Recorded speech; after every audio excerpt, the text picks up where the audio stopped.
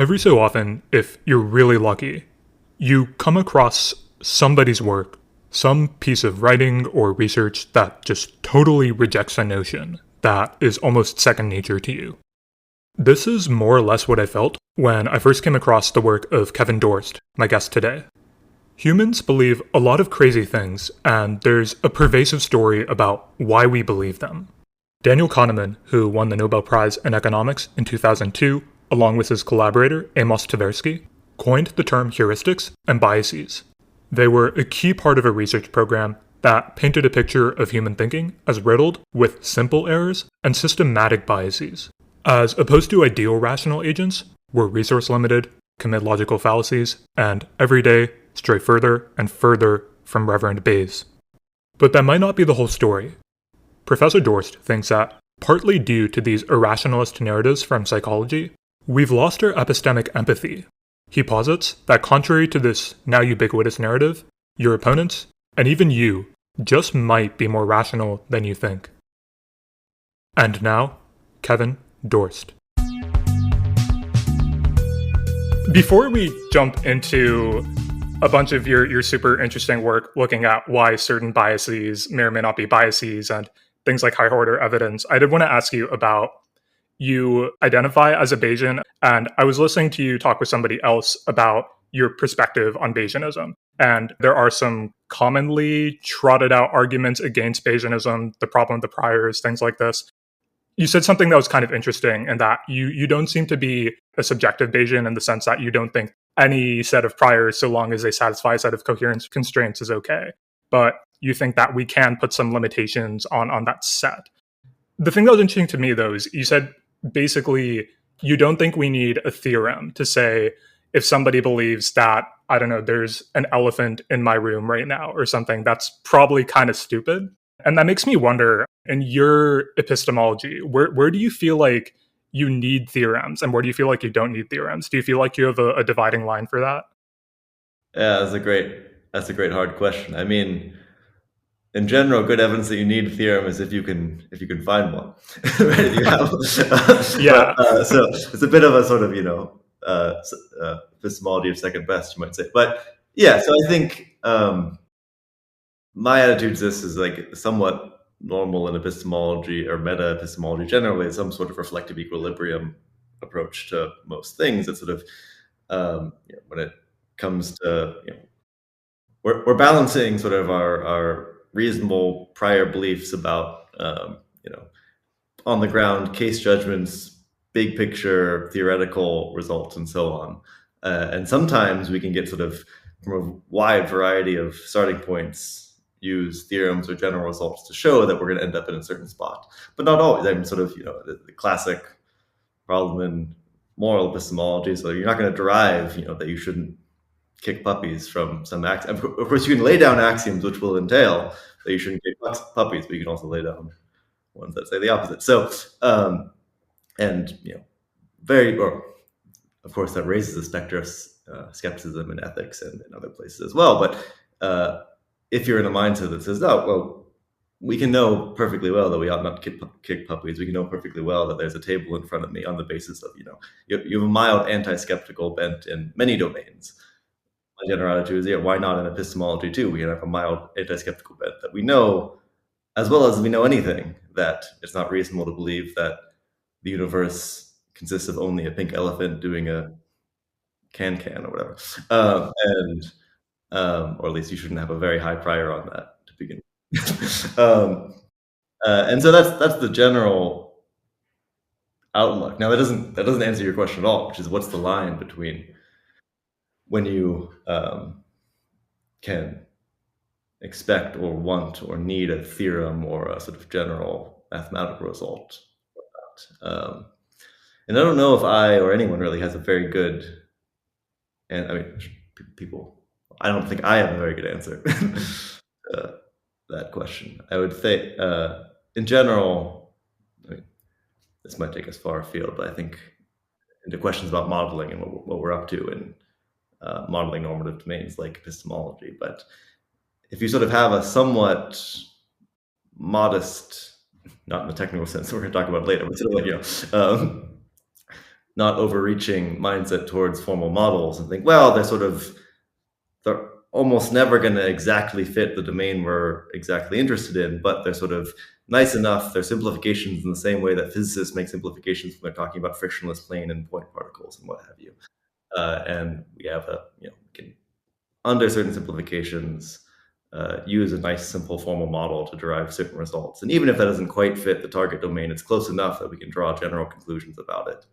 And if you have that sort of mindset towards formal modeling generally, it's natural to apply that to, say, epistemology and say, look, of course, in super neat, simplified cases, maybe we can prove theorems about what rational agents should do, how they should update, but it's fine if that's a little fuzzy around the edges and if applying it to real-world cases is going to be hard. So, yeah, tell me if I haven't answered your question. Yeah, no. This is good, actually, because I'm just really interested in kind of trying to understand how you think about it. And I suppose part of why this is so interesting to me is when thinking about this fuzzing around the edges and modesty about formal models, it makes me wonder about kind of parallels in other areas. So you talked about parallels, I guess, in morality, for instance. And for me, I think about jumping over to metaphysics, where we have things like Michael Della Rocca's famous argument about the principle of sufficient reason, where he says, if you can't come up with a dividing line to where it should and shouldn't apply, then he gets to make this argument that forcefully goes from a couple of examples where we reasonably would accept a principle of sufficient reason to like the fully general, everything that exists has a cause or something like this. And I think for a lot of the German idealists, there was that very similar kind of, if you're going to build your metaphysical system and some of it is going to rely on a PSR, and then some of it is going to rely on intuition and more practical things. A lot of them didn't like that. And so I guess I see the epistemology that you're currently doing is kind of practical and probably not worried about a lot of these things, but I'm curious if it's something you've ever worried about. Yeah, definitely. I mean, so a bit of my philosophical arc was starting in ethics or political philosophy, then being like, unsure about the foundations of political philosophy and doing more ethics, and being unsure about the foundations of ethics and doing, some metaethics. And I went down the rabbit hole of like more extreme views from sort of like, I don't know, very quickly went to some very, strong hedonic totalizing utilitarianism, realized that was, eventually broke under the weight of counterexamples. Then went to error theory, with thinking there's no moral facts. And then after trying to write a senior thesis defending error theory, realizing how hard it was to actually argue for, as opposed to alternatives that were, we can talk about if we want, and realizing, well, maybe I'm not so confident anymore. So I mean, it definitely was driven in the first, certainly in undergraduate and maybe towards the beginning of grad school, by sort of real foundational concerns, sometimes epistemological, sometimes metaphysical, what have you, in various areas. And it's maybe an interesting psychological question for me. What led me to sort of be less concerned about this? But perhaps the easiest answer is just like finding that sometimes those questions were less fruitful, certainly for me research-wise, and arguably sort of insight-wise than others. In some domains, in some areas, we get a lot of progress and insight out of asking really hard for the foundations. And sometimes we can find really interesting things. And sometimes we just sort of go and spin our wheels for a long time. That's certainly what I found personally when I felt like I was trying to sort of articulate, say, foundations to ethics or whatnot. And nowadays, I sort of, that's part of why I worry less about foundations in many contexts. If not all, I definitely think there's some times when you can give nice, again, foundations is a hard term, but sort of, in some sense, foundational arguments, or arguments that sort of are, you might think, like attractors from a very wide space of starting positions to a given position. And those are nice when we can find them. But I have two questions I want to ask you based on that. One of them is about the extreme views you were tilting towards, and then the other is getting back to the psychological question you raised for yourself. The first one, though, is it's really interesting to me that you got to a point in your metaethics and some of these views where you were even willing to do a senior thesis and argue for something like error theory. And I'm just really curious what gets you to a point where you're like, okay, I'm gonna spend a lot of time trying to argue this out, because it seems like you'd have to be convinced about it at some level to want to do that. Yeah, in a way, actually, I don't think so. Certainly not in my case. That's if you need to be convinced in order to argue for it. It's more like the process of setting yourself the task of arguing for something is like I mean, in the simplest case, an intellectual exercise of like, what's the strongest case I can make for this thing? Figuring it out. Yeah, of course, and you might find, and I certainly have in my career, that I try to make the strongest case for the thing and end up convincing myself of the opposite, because like that's the best I could do. And that's what I felt like in error theory. So, I mean, it's a bit of a mix of sort of like, you have a hunch that something's fishy, and certainly I did, like, whatever, I was various ethical theories. I was like, I don't quite like it, and try to articulate why you don't like that. You get driven to first utilitarianism and then to error theory. And then when you start to realize that, like, in trying to, it's one thing to sort of feel the hunch yourself and sort of have some gut intuition or judgment or what have you, that there's something fishy here, or there's some argument for a certain conclusion. Then, like, it's a different thing to try to spell that out in a way that's convincing to other people, the people that aren't already sort of on your side. And sometimes, and this is related to different pet projects of mine of predictable polarization and whatnot, that like sometimes you can sort of, it seems like, convince yourself of claims when you argue for them, maybe predictably so. But in the case where you try to argue something and can't convince yourself of it, that's some pretty good evidence that it's not as rationally compelling as you thought, if you can't even convince yourself of it. So that's a little bit of the attitude that I have towards it's a bit of sort of, you want to distinguish the strong claims you might be arguing or defending for from your actual views. And very often, philosophers generally, certainly myself, let's make the best case for the most interesting, big if true view we can. And then, like, have some level of like, I don't really know if that's true, but it's worth making the case for.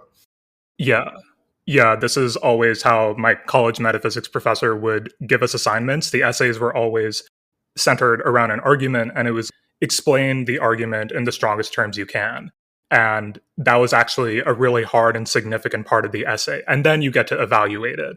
I think that often when people were not doing so well on his essays, like the problem always lay in the actually articulating the argument in a really strong, convincing way. And I thought that was just a very kind of powerful way to think about things.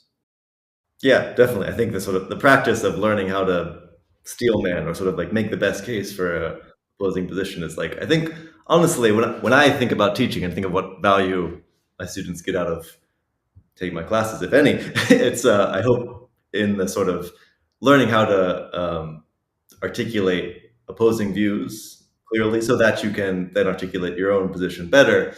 And I think, it's a shame that we don't teach it more from an earlier age, but it's definitely one of the values of clear analytic philosophy style thinking, I think, to sort of, try to make the case for views you don't like. Yeah, and I think that charitability is also really in the heart of, well, the actual work you're doing.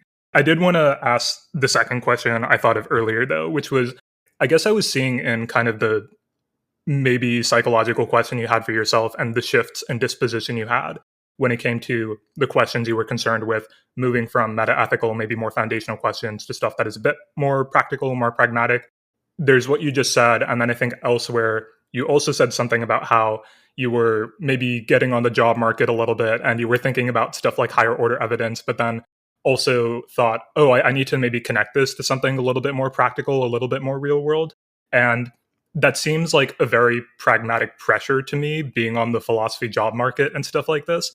And so I'm wondering if you feel like that aspect of things had a significant impact on the direction of your work, or if there is some alternate world in which that pressure didn't exist or existed in a different way, and the stuff you're concerned with now like looks totally different or something. That's interesting. Yeah, I wonder what version of me said that. So I think there's definitely pressure. There always is pressure to sort of figure about how to brand and make your work sensible to audiences, certainly on the job market, certainly broader context. And I think there's a lot of value to that in general, sort of like that I certainly found, say, the practice in graduate school of like having to stop and write your thesis perspectives and like sort of, or like write sort of, here's what I'm going to argue, even if it was perfectly clear in your head. I thought like even to like my committee or my friends or maybe even people I don't know, is trying to articulate what it is that I'm up to, often is an extremely clarifying role for you. So there's a little plug for the defense of like sort of the say the pragmatic pressures that as an intellectual it sort of helps you understand yourself. The steel man. That's right. I think in my case, I think there was certainly some drive for like applicability, but there also was just sort of a drive to want to be doing something that well, there was a hunch that there were connections in the sorts of foundational questions in epistemology I was working on, and a drive to actually try to have them bear fruit. So, I mean, in my case, a bit of the story is I was working on. So I was still in grad school. I was doing epistemology. I was doing, in some sense, foundational epistemology. It's like questions of what sort of uncertainty we can have, and can we have higher order uncertainty? Can we have uncertainty about our own uncertainty? I'm sure we'll talk about this in the future. And I was basically, working in abstract mathematics, proving theorems, like thinking about simple idealized cases. And at the same time, there were a lot of things happening in the world. This was like 2016, and there was a lot of political interesting things going on. And I got very interested in polarization in the same time that everyone else did. And there's certainly more to the story there. But in my case, part of what I was interested in was like, well, what's there's all this talk about polarization. When we're talking about polarization, there's all this talk about irrationality and the causes of polarization and sort of what bias ways of processing evidence. And of course, once you start talking about notions like bias and evidence, you're already in epistemology. You're already in notions of like, what's the normatively ideal or good way to process evidence, and what is evidence? And those were, in some sense, the questions I was already asking. So that the immediate follow-up was, well, does questions in formal epistemology, the sort of mathematical study of evidence and belief, actually bear on sort of psychological, cognitive, scientific, political, etc., questions about how people do and should respond to evidence? And so,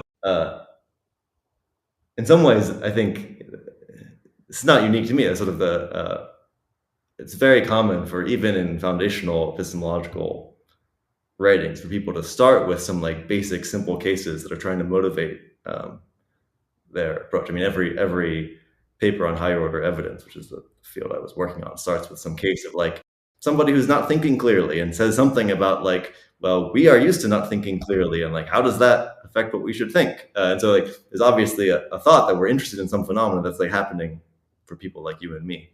And maybe this varies a little bit in what bit of epistemology you're in, but I think it's pretty common to want to form some connection there. And part of what I was excited about was like, let's make that connection. Let's see if we can make good on that connection. There's a bunch of like people working on how real people think. There's psychologists and cognitive scientists and economists and whatever. And they're using sometimes the models that formal epistemologists are experts on breaking. And let's see if we can sort of, make some productive friction by putting the people who are good at breaking the formal models in connection with the people who are good at testing them. So, I mean, I think, yeah. I promise we're going to get onto hindsight bias very soon, but I still have a question on, I suppose, the what it is you feel you're trying to do aspect of things. And the thing I'm wondering is, as you kind of just said here, and you also articulate elsewhere, your primary goal is something like convincing people their opponents are more rational than they think, and looking at how epistemology can take something from mathematics and also inform psychology. And so you have this thing that is kind of interdisciplinary. You wanted to have maybe a sort of real impact on the way that people think about perhaps their political opponents or something like this. And I think at one level, well, what you're doing is kind of different levels to it. You've got your research papers, which are perhaps on the more formal end. You're writing blogs that are on the, there's a little bit of formality in there, but it's kind of communicating to a broader audience. And so I'm wondering how you think about the different levels of what it is you're doing and how that relates to the thing you ultimately want it to achieve in the world. So asking the deep hard questions about what are you doing in your research program? What are you doing with your life, Kevin? I mean, yeah. So I think the picture I have when I believe it is that at, say, the political level, a lot of our judgments, certainly what drive things like what's known as affective polarization, how much we dislike people who disagree with us or on the other side, is driven by sometimes called reactive judgments, or the participant stance in the Strawson language, if you're familiar with that, of sort of like feelings of blame, resentment, anger, etc. And those are often modulated, or at least ideally modulated, by what we know about what was driving the person. Were they acting rationally and reasonably, or were they act rationally, reasonably, and with good faith, or in bad faith, or irrationally? Were they blamefully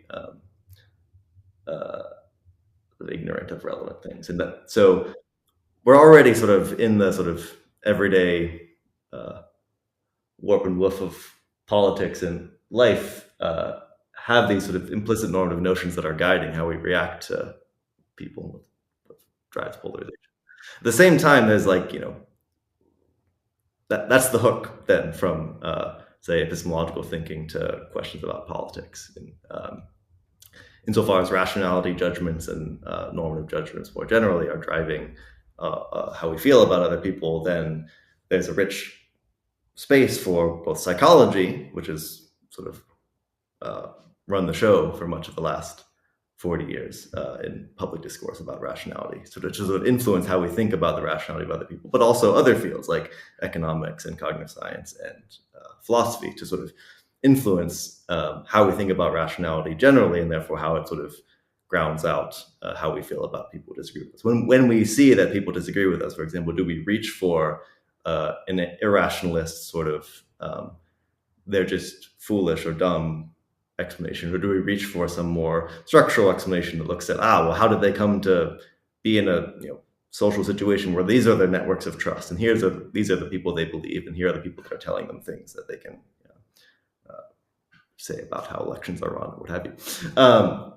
So I think that's the big picture hope, is that you can sort of cross the levels, and I think there's like the ambitious version of that sort of thinks you could actually maybe have an impact if you had enough people working on rationality in an applied enough way on how people think about rationality in other academic fields and then in public life. That's sort of whatever. That's every academic's pipe dream, and I don't actually believe that's going to work. But there's also one can hope. But there's also just the disciplining practice of holding yourself accountable to explaining what you're up to more people. And I think this is sort of what I was plugging earlier in the value of the job market, that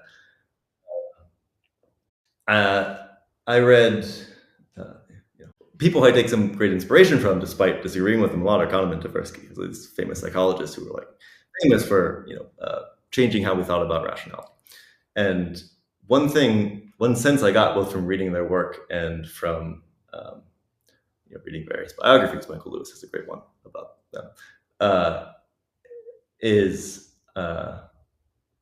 they always had, or when they were at their best, they had one hand. Sorry, a little bit more background. Tversky was a theorist, and he did mathematical psychology. Kahneman was sort of an experimentalist. He was very good at coming up with what's going to be a good scenario that's going to have people react in a certain way. And they were at their best when they were working together, and they had one hand firmly in theory and one hand firmly in practice. That sort of connect the theories of what we think people should be doing with our hunches about what people are actually doing, and see how one can discipline the other. And that's where a lot of the most productive, part of why it was one of the most productive collaborations of the 20th century.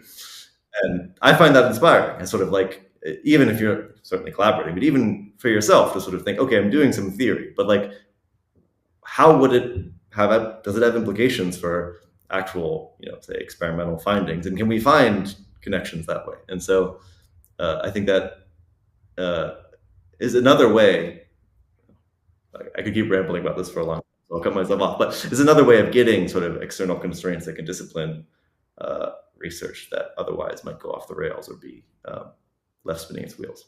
Yeah, I do see that playing out in a lot of your work. And I guess one interesting note on, and I think this will come up again when we talk about rational polarization, but the thing you said about structural factors that might indicate something about differences in the networks of trust and all of these things, there is kind of something also going on there where you're willing to give people maybe the benefit of the doubt, or kind of suppose that this person is also seeking truth, trying to evaluate evidence in that sense and use it in such a way so as to understand the world better or something like this. And by an artifact of like the different worlds we live in one sense or another, that's just kind of leading us in different directions. And I think that's kind of maybe the like overly simplified version of some of what's kind of going on there, if I got it right. That's definitely right. I think I have motivations for the sort of, we were talking earlier about the value of steel manning. You're both sort of seeing how you could get to some other position, or what the best case you could make for some other position. I think that is both true at the meta level. Let's see what we can make for arguing for the rationality of this position, but also at the object level, sort of like, let's see how people could have ended up believing that it's a crazy political thing we think. And, some of my motivation for that comes just from like personal experience. I spent a lot of my life living in various borders of various subcultures and seeing, like, being friends with people on both sides, say, and seeing like how, forget politics for a second, just like, let's go with like department life. Like, departments are like groups of 40 people who are all really smart and well meeting, can very much come to polarize over like the live questions about it. We just ask anyone what the latest department gossip is, and you will find some things that sharply disagree. People disagree about. And so some of that comes from experience of seeing people like disagree about, say, department issues, and think, yeah, I can see why those people think that, and yeah, I can see why both those people think that. There's clearly some rational process, and these are clearly very smart, well-meaning people that are leading to this. So that part of it is that sort of object level description. I have other cases in the actual political case, and part of it is sort of a bit of what some people might say far too big picture cognitive science understanding. So I mean, there's a group of psychologists and cognitive scientists who like to point out ways in which people seem dumb, and that's sort of the stereotype of the Kandinsky style heuristics and biases tradition, which says, look at these simple rules of rationality which people seem to flout. There's a different tradition, more inspired by computer science and AI, which says, look at the things people do every day and realize how there's like these fantastic feats of computation and engineering. So like a fun example recently is, I'm going to get some of these names wrong, but OpenAI recently had some viral video of one of their latest models integrated into a robot. So it was, I forget what the robot was called. It's called Robot 1, but it had some cool, fancy, futuristic name, and it looked super cool too. So maybe you know what I'm talking about. But Robot 1 is sitting there, and like there's in front of Robot 1 is a cup, a plate, and a drying rack. And the person asks, Robot 1, what do you see in front of you? And then analyzing, and sort of ChatGPT running in the background, or GPT-4 or whatever. And then it says, I see a cup and a plate and a drying rack. And it says, Robot 1, what do you think you should do next? And it says, analyzing. I think I should put the cup away. And says, Robot 1, go ahead and put the cup away. And then the hand picks up the cup and puts it and picks up the plate and puts in the thing. And like, this is amazing. Is that we've never been able to make a robot that could like interact as seamlessly both with the environment and with language and with vision. It's also something any 3-year-old can do. And so when we realize that sort of like the epitome of AI accomplishment in 2024 is like at the same level as like what a 3-year-old can do, we realize, there's something incredibly impressive that basic human reasoning, are sometimes called Moravec's paradox, that the easy things are hard and the hard things are easy. And so realizing that sort of we're very good at underestimating how hard it is, the things we do every day, are and how difficult it is to navigate even just our physical environment, let alone our epistemic one, is part of what guides me in the background for thinking, look, whatever is going on to explain why people come to believe the crazy things they do. Well, those sorts of anecdotes make me think it's not going to be as simple as just they use this really dumb, stupid rule, which if you thought about for 2 seconds, you wouldn't use. It's got to be more complex than that because people navigate their environments in general and so impressively. Yeah, that seems right and kind of optimistic and gives a lot of credit that I think is rightly due to people and the way they process information and form beliefs. But I think on the other hand, I do feel like you can recognize at the same time the other end of that, where certainly we're not quote unquote perfectly rational agents. We don't have infinite memories, things like this. And so another philosopher I was talking to, David Thorstad, has this whole bounded rationality program that integrates some of these things about heuristics that you're talking about. And so it does feel like there's kind of a line to navigate with what you're saying between giving credit where credit is due, but then also recognizing that, yes, maybe they don't tell the whole story. Maybe we can't tell an overly simplified version of the story, but these heuristics, things like this, something of that flavor seems to exist. Definitely. Yeah, I think I'm a big fan of David's work, and I know him well. And I think the general point that what looks like a bad heuristic may be sort of a quite useful strategy under limited resources. That some of the famous examples are take the best is the sort of, the Gigerenzer one, which says like, don't try to list all the possible bits of evidence and reasons you have. Just like take like the biggest, most relevant Q and let that decide it if it decides it. So like, I'm guessing which city is bigger. And like, if one city has a football team and one doesn't, or soccer team, I'm in Europe, so football team, then guess that's the bigger city. And that's a very reliable Q, even if it like fails to integrate a lot of other information and so on.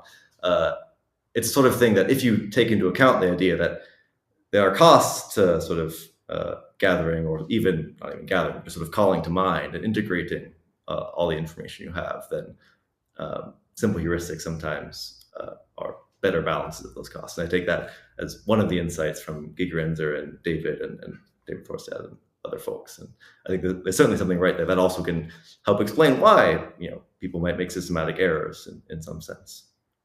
I think there might be some interesting things higher order evidence has to say about what you just said. So maybe we should work our way there and get to hindsight bias, which I've been delaying for so long. So you sent me this really interesting paper by Hedden, Hindsight Bias is not a bias, which makes a really interesting claim. And I guess what was neat about this, and I suppose a lot of your papers as well, is not just the conclusion, but how the argument that takes us there says certain things about evidence and what we take to be evidence, or how we understand evidence to impact our beliefs in the different directions. And I suppose one thing that came up in this paper in particular that was interesting, I think it was this one, was kind of the symmetric ways in which evidence can affect things, I suppose.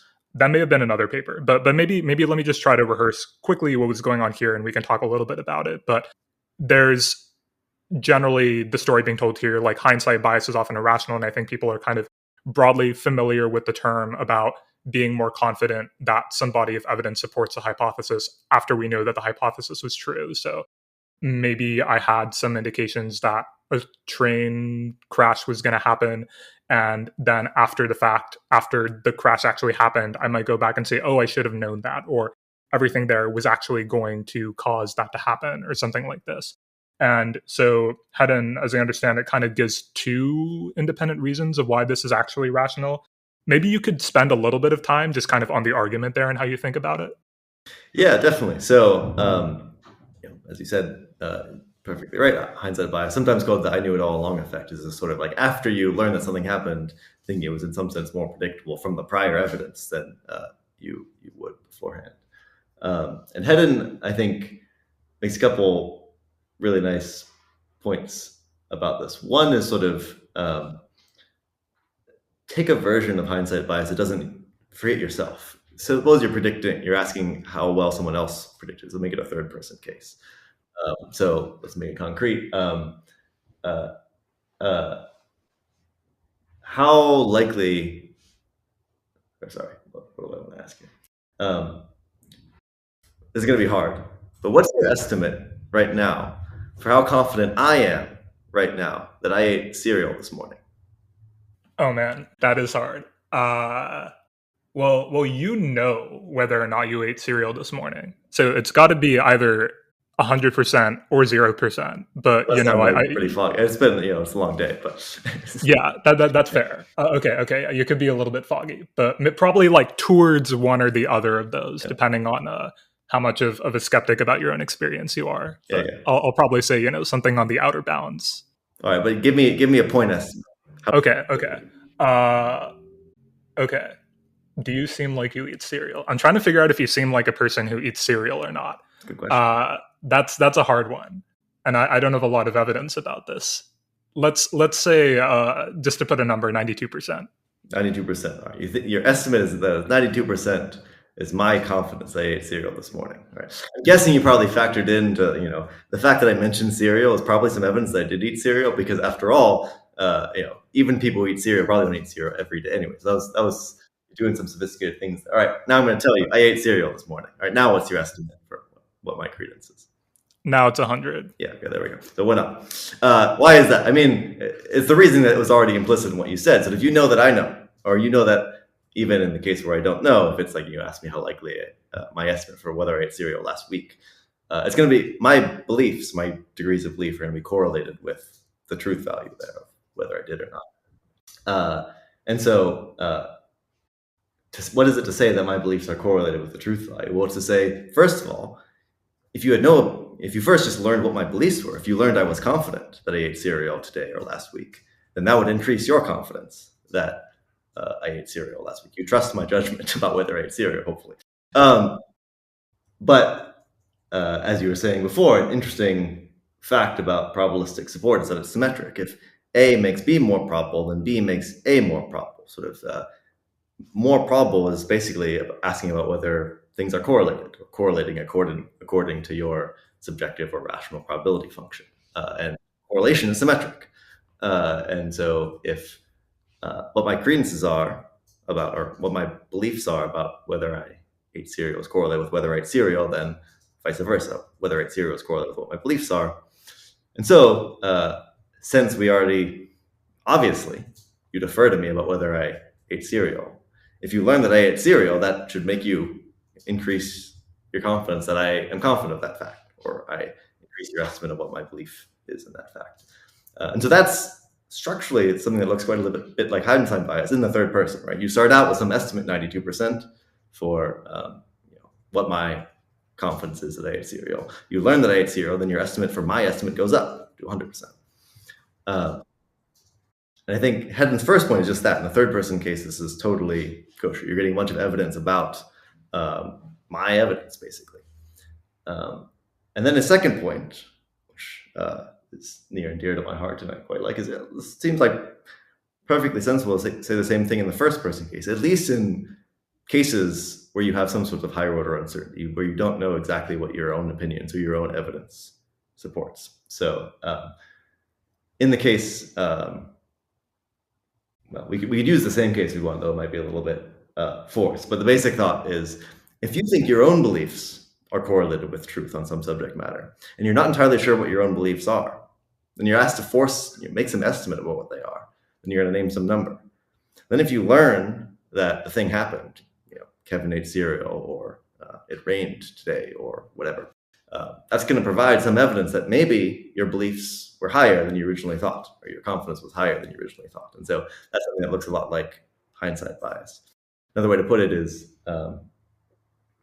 you shouldn't really think I knew it all along, but rather you should think, look, at least in domains where you don't think you're an idiot, you should think what you think, what your beliefs are, is correlated with what the truth is. And so if you learn what the truth is, that should change what your beliefs about your beliefs are, or were. So I know this is not your paper, but I'm at least 85% confident that you agree with its argument. So I'm going to poke you with some questions about it.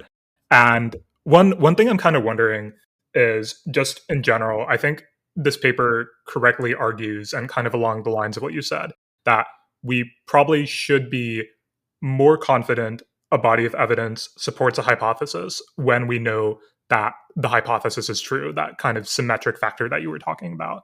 But I'm wondering how far this goes to what I or somebody else thinks about when they're trying to get to the nub of what's wrong with hindsight bias. Because when I think about hindsight bias, I'm thinking about people perceiving past events as being more predictable than they were, in the sense of I personally, maybe, or somebody else could have known or predicted with a high degree of certainty what the outcome of the event would have been before the event occurred. And I feel like that's where I'm trying to work out how well I think the argument works, because I think there's like a temporal aspect here.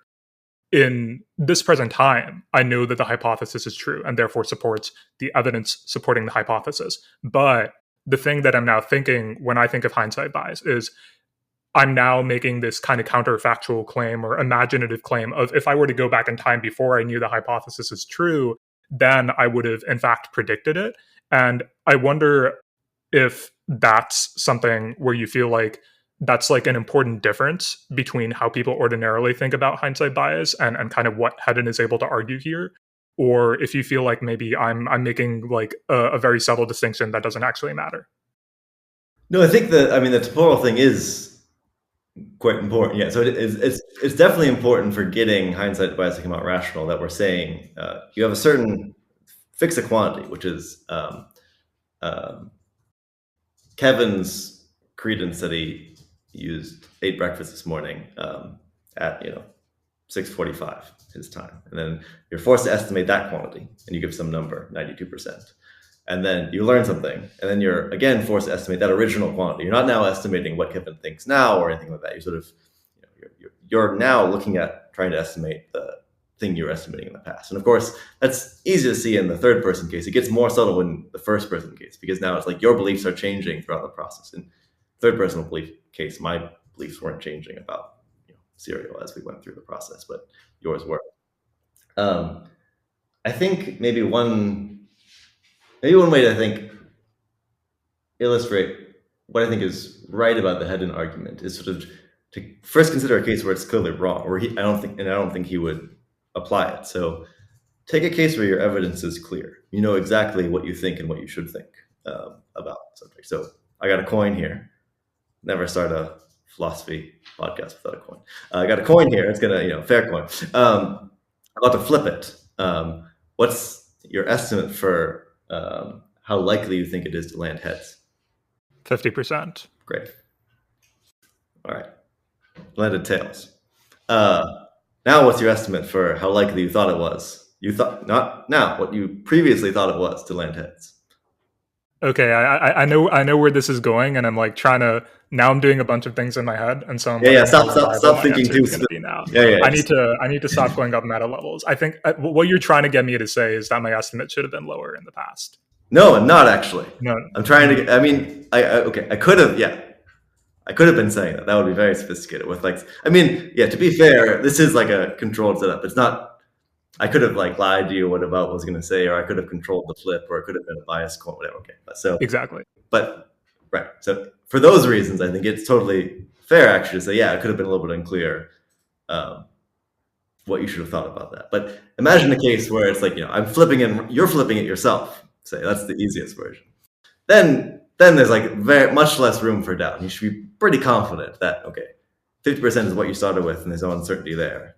And then after you see it land head, you think, okay, maybe that's evidence for it being a bias coin or whatever. But forget that. You know it's a fair coin.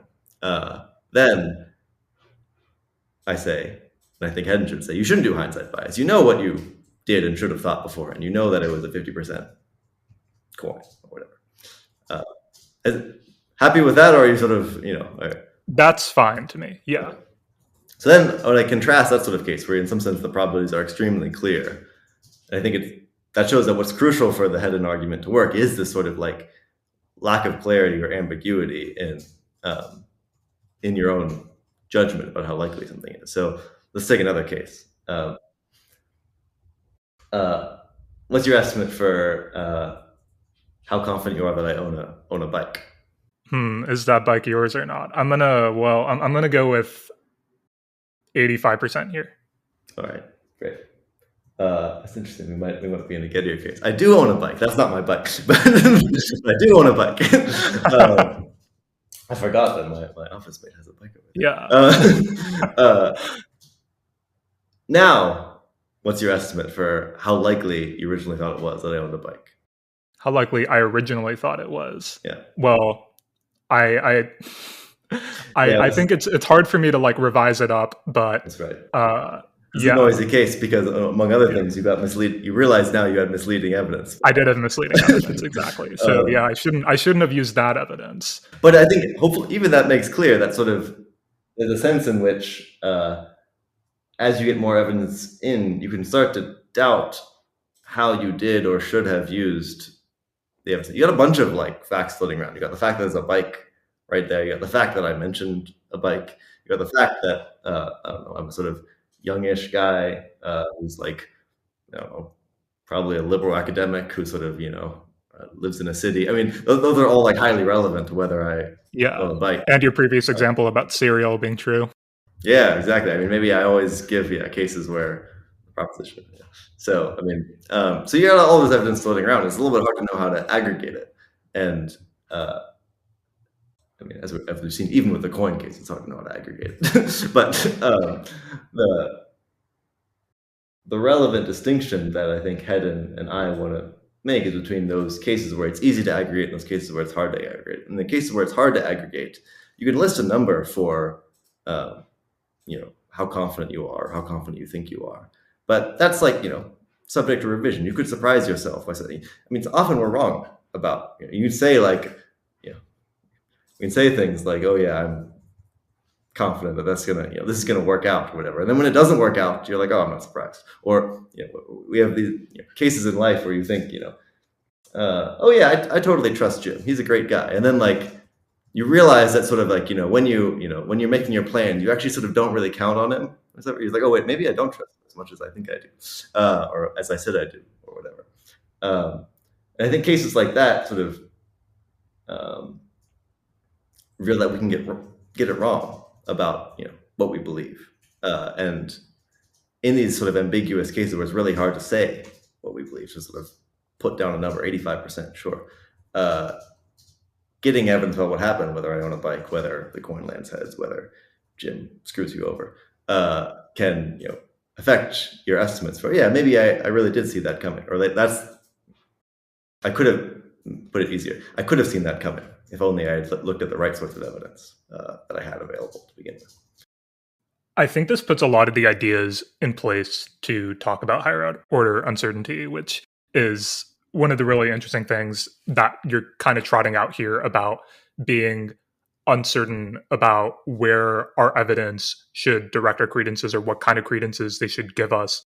And one thing I'm wondering about this is if the concept of the average Bayesian or something is something that we can think about. How good do you think that the average person who considers himself a Bayesian is at incorporating this sort of thinking into their assignment of credences? Because personally, I feel like I didn't see a lot of, maybe I don't read enough from people who are Bayesians or spend enough time on Less Wrong or something, but I'm wondering, how often you feel like people kind of explicitly model things in this kind of higher order evidence way. Very rarely do people explicitly model it, certainly the way that I have in mind when I speak about higher order evidence. So it's very common to say I have uncertainty about certain probabilities. Like I'm unsure what the ideal agent would think. I'm unsure what I'm going to think tomorrow. I'm unsure what a more informed version of myself would think. And that's pretty standard. It's very non-standard, certainly in the formal modeling cases, certainly when we're doing economics or formal epistemology or decision theory. Almost always, when we model that with probability functions that are not themselves objects of uncertainty. We model as a probability function is just a function you give it a proposition and outputs a real number.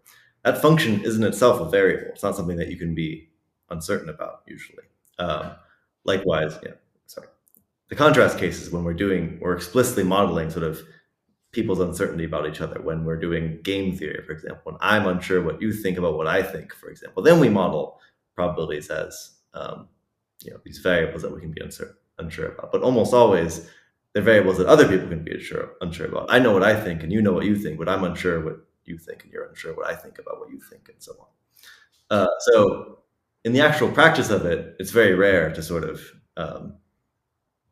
model higher order uncertainty in the sense I have in mind of sort of you have certain probabilities, but you don't know what those probabilities are. Put it differently. Within the domain of your credence function or your probability function, you leave open different possibilities. And some of those possibilities are ones where you have a different credence function than the one you actually do. So on the one hand, I think that's sort of both uncommon and actually a sort of fairly mind-bendy way to start thinking. There's a reason why it's uncommon. The models are weird. They're have unintuitive results. For example, like hindsight bias coming out, which we can talk more about if we want.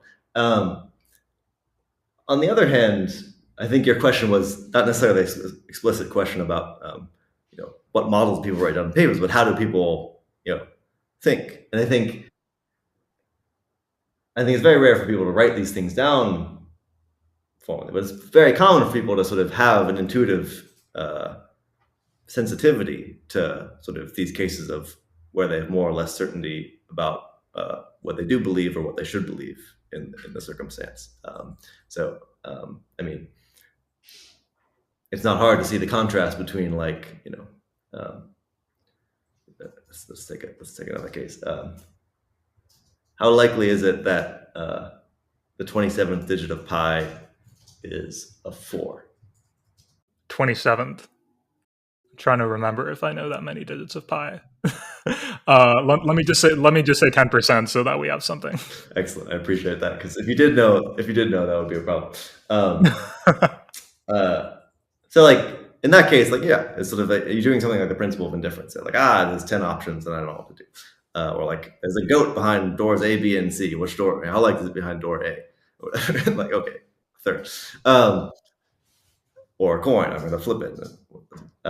In cases like that, in some sense, I think people are used to, in some sense, having clarity about the uncertainty. It's sometimes called, a fair lottery. Okay, we're running a lottery, and tickets 1 through 10 win, and 90 through, or 11 through 100 lose. How likely? Okay. In all those cases, sometimes called cases of risk in the economist sense versus uncertainty in the sense of like, I don't actually know how to assign the probabilities to the case of how likely this guy owns a bike, or how likely it is he ate cereal this morning, or how many spoons he owns. What's your estimate for the number of spoons I own? As for the number of spoons you own, let's say 10 plus or minus 10.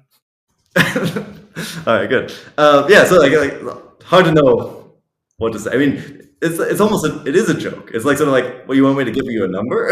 You didn't even give me a number. You gave me a range. Whereas if I ask, what's your estimate for the number of times this fair coin is going to land heads when I toss it 10 times? 5. Yeah. And so I think people are implicitly sensitive, at least, to the sort of difference between context of risk versus context of uncertainty, or context of what I might call clarity. It's clear what your uncertainty is. Context of sort of, you don't know how to assign numbers. And there's a bunch of reasons you might not know how to assign numbers. It sort of might be that you think there are perfectly good numbers, but you don't know how to do the calculations yourself. Pi is a case like that. Or it's a case where you might be skeptical that there, in some sense, even the ideal agent wouldn't have perfectly precise numbers because something about imprecision of your evidence or what have you. Or cases of self-doubt where like sort of you think you're not thinking super clearly. So like you have a hunch for what the answer is, but you're like second guessing yourself. Like I think, those are in some sense quite familiar phenomena. You often find, if we're talking about less wrong, you often find at the beginning of posts, people have some sort of like practice of saying how certain they are in the reasoning they're about to do, and that's some sort of nod to the sort of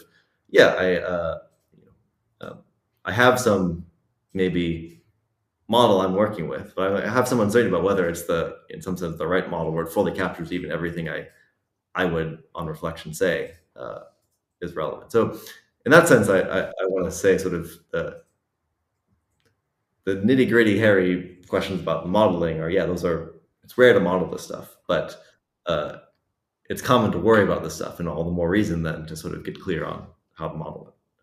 Yeah, at the very least, I do see people incorporating error bars and estimates and things like that, even when they're stating probabilities.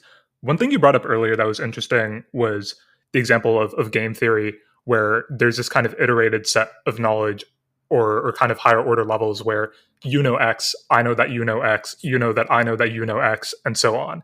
And I was thinking about the analog for something like higher order uncertainty as well, where we've talked about this at one level where maybe my evidence is ambiguous and I'm unsure what sort of credences that it should give me. But I'm wondering if there's a relevant or interesting kind of higher level up from that about whether I should be unsure whether my uncertainty about my confidence of like being in one world or another looks like this set of probabilities or this other set of probabilities or something.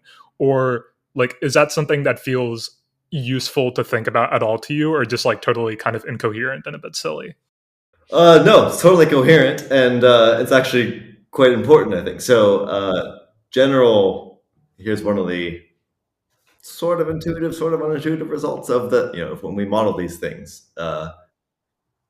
I'll spare your readers the details of the models, but I'm sure we can talk about that if we like. But general theorem is that if you, under mild conditions, at least what all these theorems do, if you got second order uncertainty, so you're unsure how confident you are in that I own a bike, then you've got to have third order uncertainty. You got to be unsure what your distribution is over how confident you are that I own a bike. And in fact, it goes all the way up. You have to have fourth order uncertainty as well. And there's a reason why that's sort of intuitive is sort of, suppose it weren't so, and you knew exactly what your distribution over what the possible distributions you might have is. And couldn't you sort of like average out or sort of like, collapse down? So like, okay, well, maybe I should have that one. Maybe I should have that one. But like, I know how confident I should be that I should have that one versus that one. So can't I take some sort of sophisticated average of them?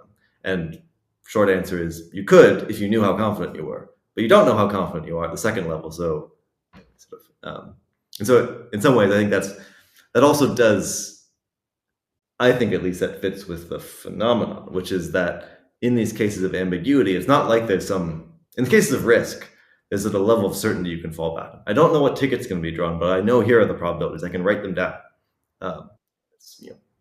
1% for each of these tickets and 10% for that set of 10. In the case of ambiguity, like how likely is this person to own 15 spoons? It's not merely you're unsure how many spoons I own. You're also unsure sort of, okay, you can draw some distribution over like how likely I am to own various numbers of spoons. But you like look at that distribution, it's like, was that the right one? Is that like a sensible one to do given that even capture my beliefs?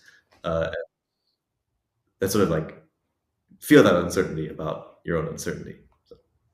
Yeah, that makes sense. And I guess maybe where I was going with the maybe getting out of balance thing, because I did feel like it kind of made sense for this higher order uncertainty to exist, and maybe you could go indefinitely up. But I would imagine for human beings, again, being kind of limited and things like this, it's maybe hard to, well, nobody's going to explicitly write all of that out or anything, but it seems like there would be a limit to the amount of what we can attend to in our heads or something in the light of those different levels of uncertainty.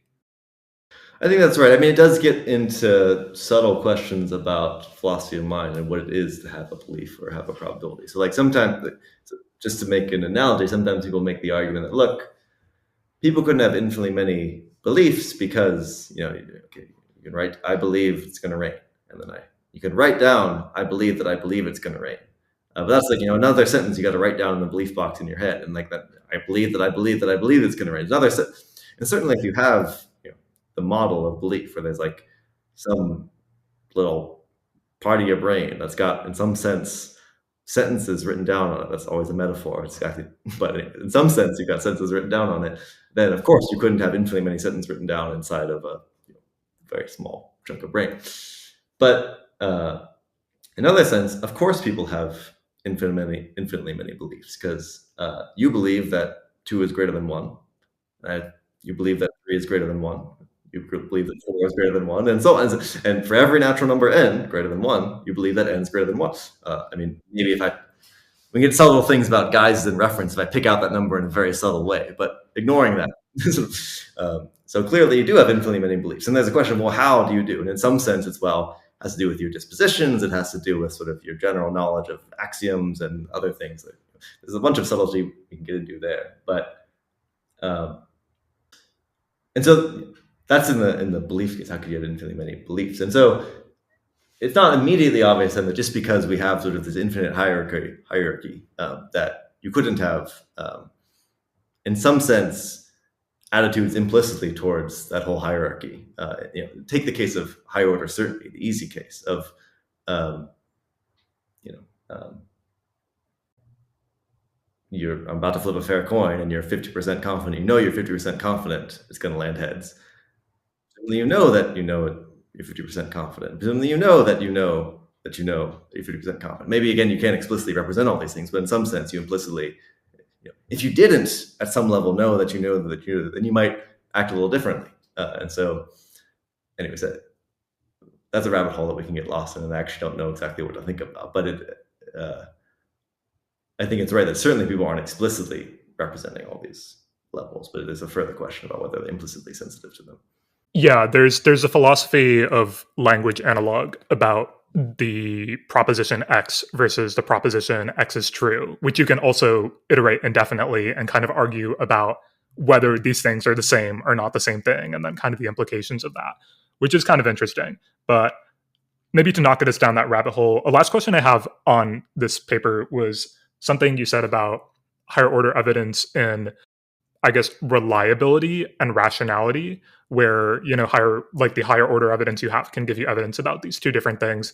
And these things, I feel, can definitely come into conflict. Like, there could be cases, I would imagine, where higher order evidence about reliability and rationality maybe create like contradictory directives for belief revision, perhaps. And so I'm thinking about, I guess I'm wondering for you how you think about cases like that, if you feel like there is a principled sense of then prioritizing between those directives. Maybe it's a case by case sort of thing. But I'm broadly curious how you think about that. Yeah, so just to see if I'm tracking. I mean, the term higher order evidence is in some sense evidence about evidence. Then there are cases where it's you would evidence that in some sense your evidence is unreliable, sort of classic, defeater cases. You're like looking at what looks like a red wall, and you're like, oh, great, that's a red wall. And then someone says it's red wall. There's a red light on that wall, so it would look red no matter what. And you're like, oh, well, maybe this, it looks red. It's not a good indicator of whether it's red. So that's in some sense evidence about your evidence. It's evidence that the looks red is not necessarily in this context good, reliable indicator of red. But of course, there's no evidence there that you did anything wrong. You're perfectly reasonable. You have no reason to suspect there was a red light or anything like that. You're perfectly reasonable to. Yeah, something like this. Case two then is sort of like, you sort of do some inferences and you conclude. I don't know why this is the classic one, but it is. You're in a plane and for some reason you didn't calculate how much fuel you needed before you were going, and then you calculate. You're like, oh yeah, I got plenty to get to Hawaii. I'm doing good. And then they come on the sort of air traffic control, says like, the reading suggests that you got low oxygen in your cockpit. And then when people have low oxygen, they often get hypoxic, and when they're hypoxic, they make these terrible arithmetic errors, and they don't realize it. And so, this is the case where it's evidence that in some sense you weren't reasoning properly or reasoning rationally, because now you have evidence that you're hypoxic, and like, oh yeah, it seemed like you had plenty of fuel to go. It seemed like you did a perfectly sensible calculation, but like maybe you were just being an idiot. Maybe you did like 2 + 3 = 7, and that's me. And so that's a case of getting evidence that you're, in some sense, being irrational, or your reasoning process was irrational. Often these things are going to go together. Evidence that that's also presumably evidence that in some sense the process was unreliable. But we could maybe in principle have cases where they come apart. So it seems like you were worried about, well, what happens in cases where they come apart? Did you have a particular set of cases in mind, or did you sort of want me to try to generate some? I maybe should have thought of a couple, but I just had the broad question. Maybe we can try to generate some. Yeah, one thing I think is just to separate out notions of higher order evidence. There just are different notions of higher order evidence. One is about the reliability of some evidence. One's about sort of whether you process it rationally. Cases when, and maybe they'll often have similar effects. the cases that, for example, both these cases, the hypoxia case and the red light case, it seems like you should lower your confidence in the conclusion in both of them. In the red wall case, I think you might think I was perfectly rational, but I don't have, the evidence in fact isn't very good. And in the hypoxia case, you think, well, maybe I was perfectly rational. You doubt that you were perfectly rational, and partly because of that, then you think, well, maybe I should be less confident in this conclusion. I think interesting if I could. One reason to separate them out is that even if they have similar effects for the target proposition, they might be much easier to model one than the other and make us make different conclusions about fault. So it's perfectly easy to sort of, with a standard Bayesian model, account for the red light case. It's just you started with some prior and you knew what that prior was and what your evidence was. You got some new evidence and that sort of undermined. It was one of these undermining defeaters for your prior evidence. People worry a lot about the hypoxia case. People like me make fancy models of high order probability and so on for the hypoxia case, precisely because it's a little bit harder to know how to say what's in a standard Bayesian model. You know what your prior is, you know what your evidence is, and so where is there room to be uncertain that maybe you did some bad reasoning? Sort of, you followed your prior, didn't you? And so I think one reason to separate them out is to think they have different consequences for how we model these things, and which are going to have down the road consequences for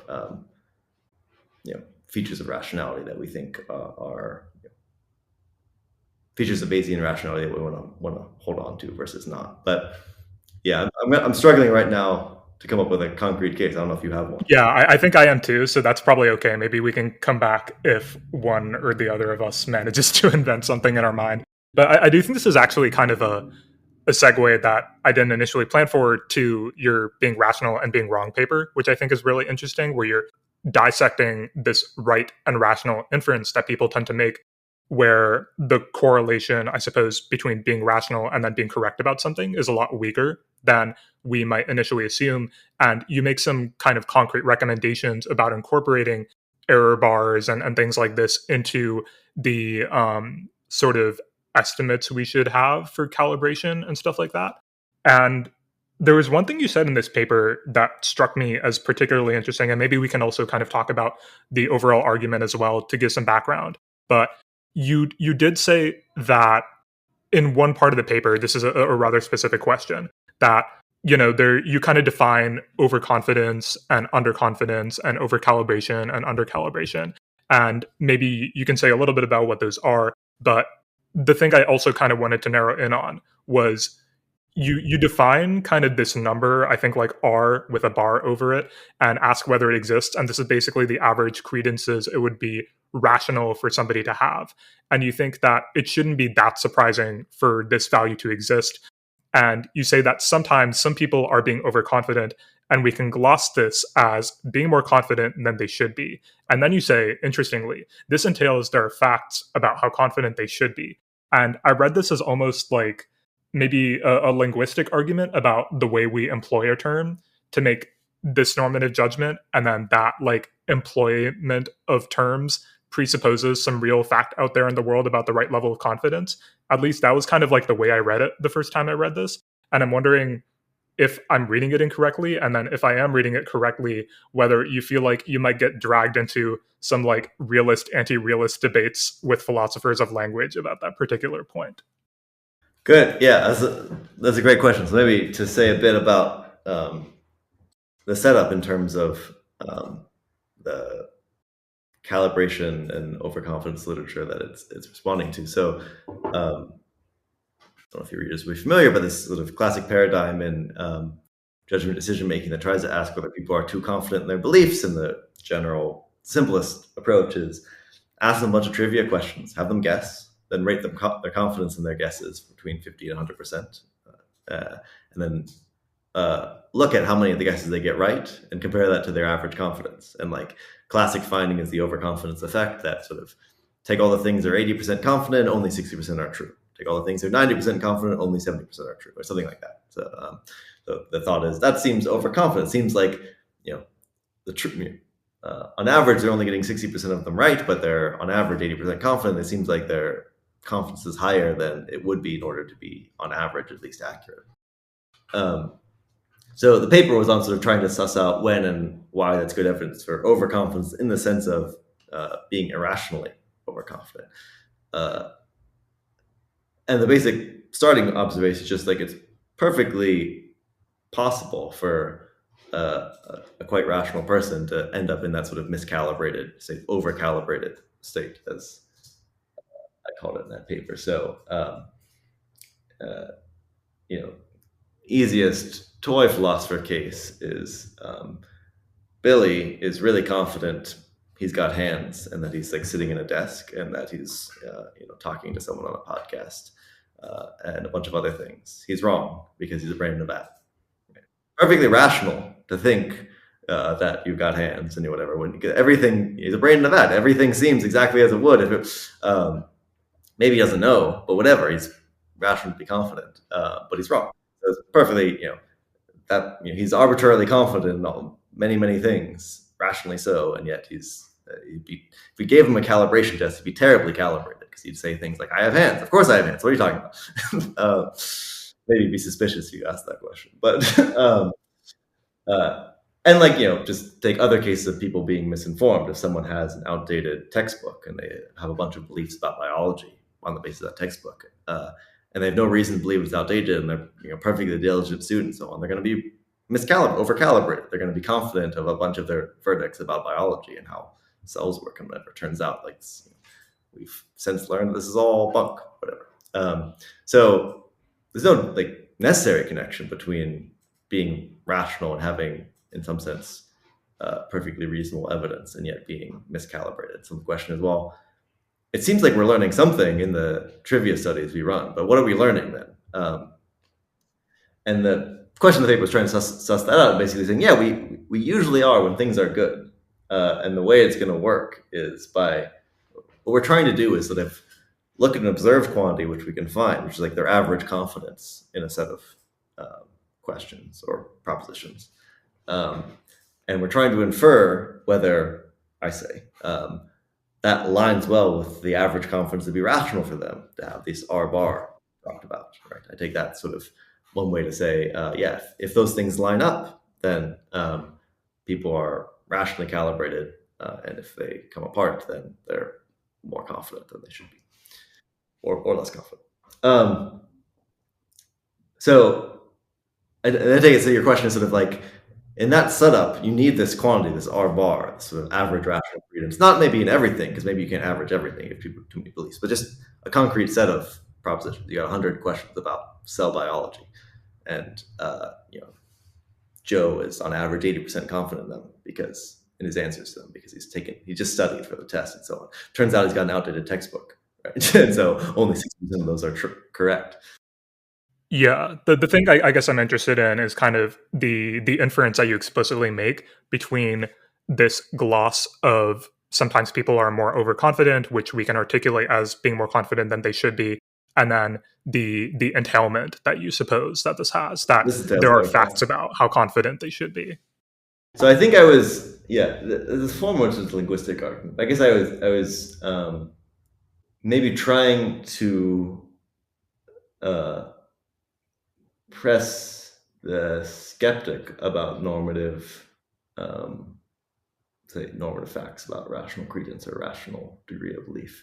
So to really embrace the conclusion, right? Of course, at least on let me think about an analogy here. If I say you're drawing, I'm a handwriting coach, and I say your T's are taller than they should be. You keep on you keep on spreading over the line, whatever. And then I say, of course, it's not the case that there's any height they should be, right? But I think I've said something incoherent. If I'm committed to saying they're taller than they should be, then there has to be some height they should be, So in some sense, that is a linguistic point, but I think or maybe a logical point, I would say, about sort of the relationship between various expressions of x being more f than y entails that there's some degree of f. Sorry. Yeah, no, I think I get what you're saying. The claim was not supposed to be necessarily a deep one, though it may have been implicitly making some deep commitments to how points in philosophy of language and how the logic of language works. But it was supposed to be a point of, if you are skeptical that there's a degree of confidence that's on average rational for the person to have, then I think you should also be skeptical about whether it even makes sense to say they are overconfident. And so insofar as you don't want to be skeptical of the latter, you want to say, yeah, these people are overconfident. I want to convince that's supposed to push you to say, yeah, well, maybe there are some degrees of confidence they should have. That makes me wonder about whether somebody could like kind of, Simon Blackburn style earn their way into a quasi-realist position on this, being able to maintain both that it's okay for us to say this person is more confident than he should be, while also maintaining that such a normative fact about rational credence doesn't exist. And I don't know if just like copy pasting kind of what Blackburn already says would break down in this case, but I'm wondering if somebody could reasonably come to that sort of thing, or if that's something that if that's a position somebody would even want to hold. Yeah, I mean, I think we definitely can get into some deep philosophy of language water and metaethical waters here. I think the basic, from my heady moral anti-realist days, now I'm sort of a easy come, easy go sort of in my metaphysics and certainly my normative metaphysics. And I think part of the motivation for that is that most people, even Blackburn, especially Blackburn, wants to be a quasi-realist. They want to say things. They want to say things like, yeah, there's they want to do some fancy semantics such that in some sense there are no like moral facts out there in the world. But of course they don't want to say there are no moral facts. They want to say, yeah, it is a fact that you should not kick puppies or whatever. And yeah, I think sort of my attitude is like, if you're going to go for that, I mean, sort of go for it.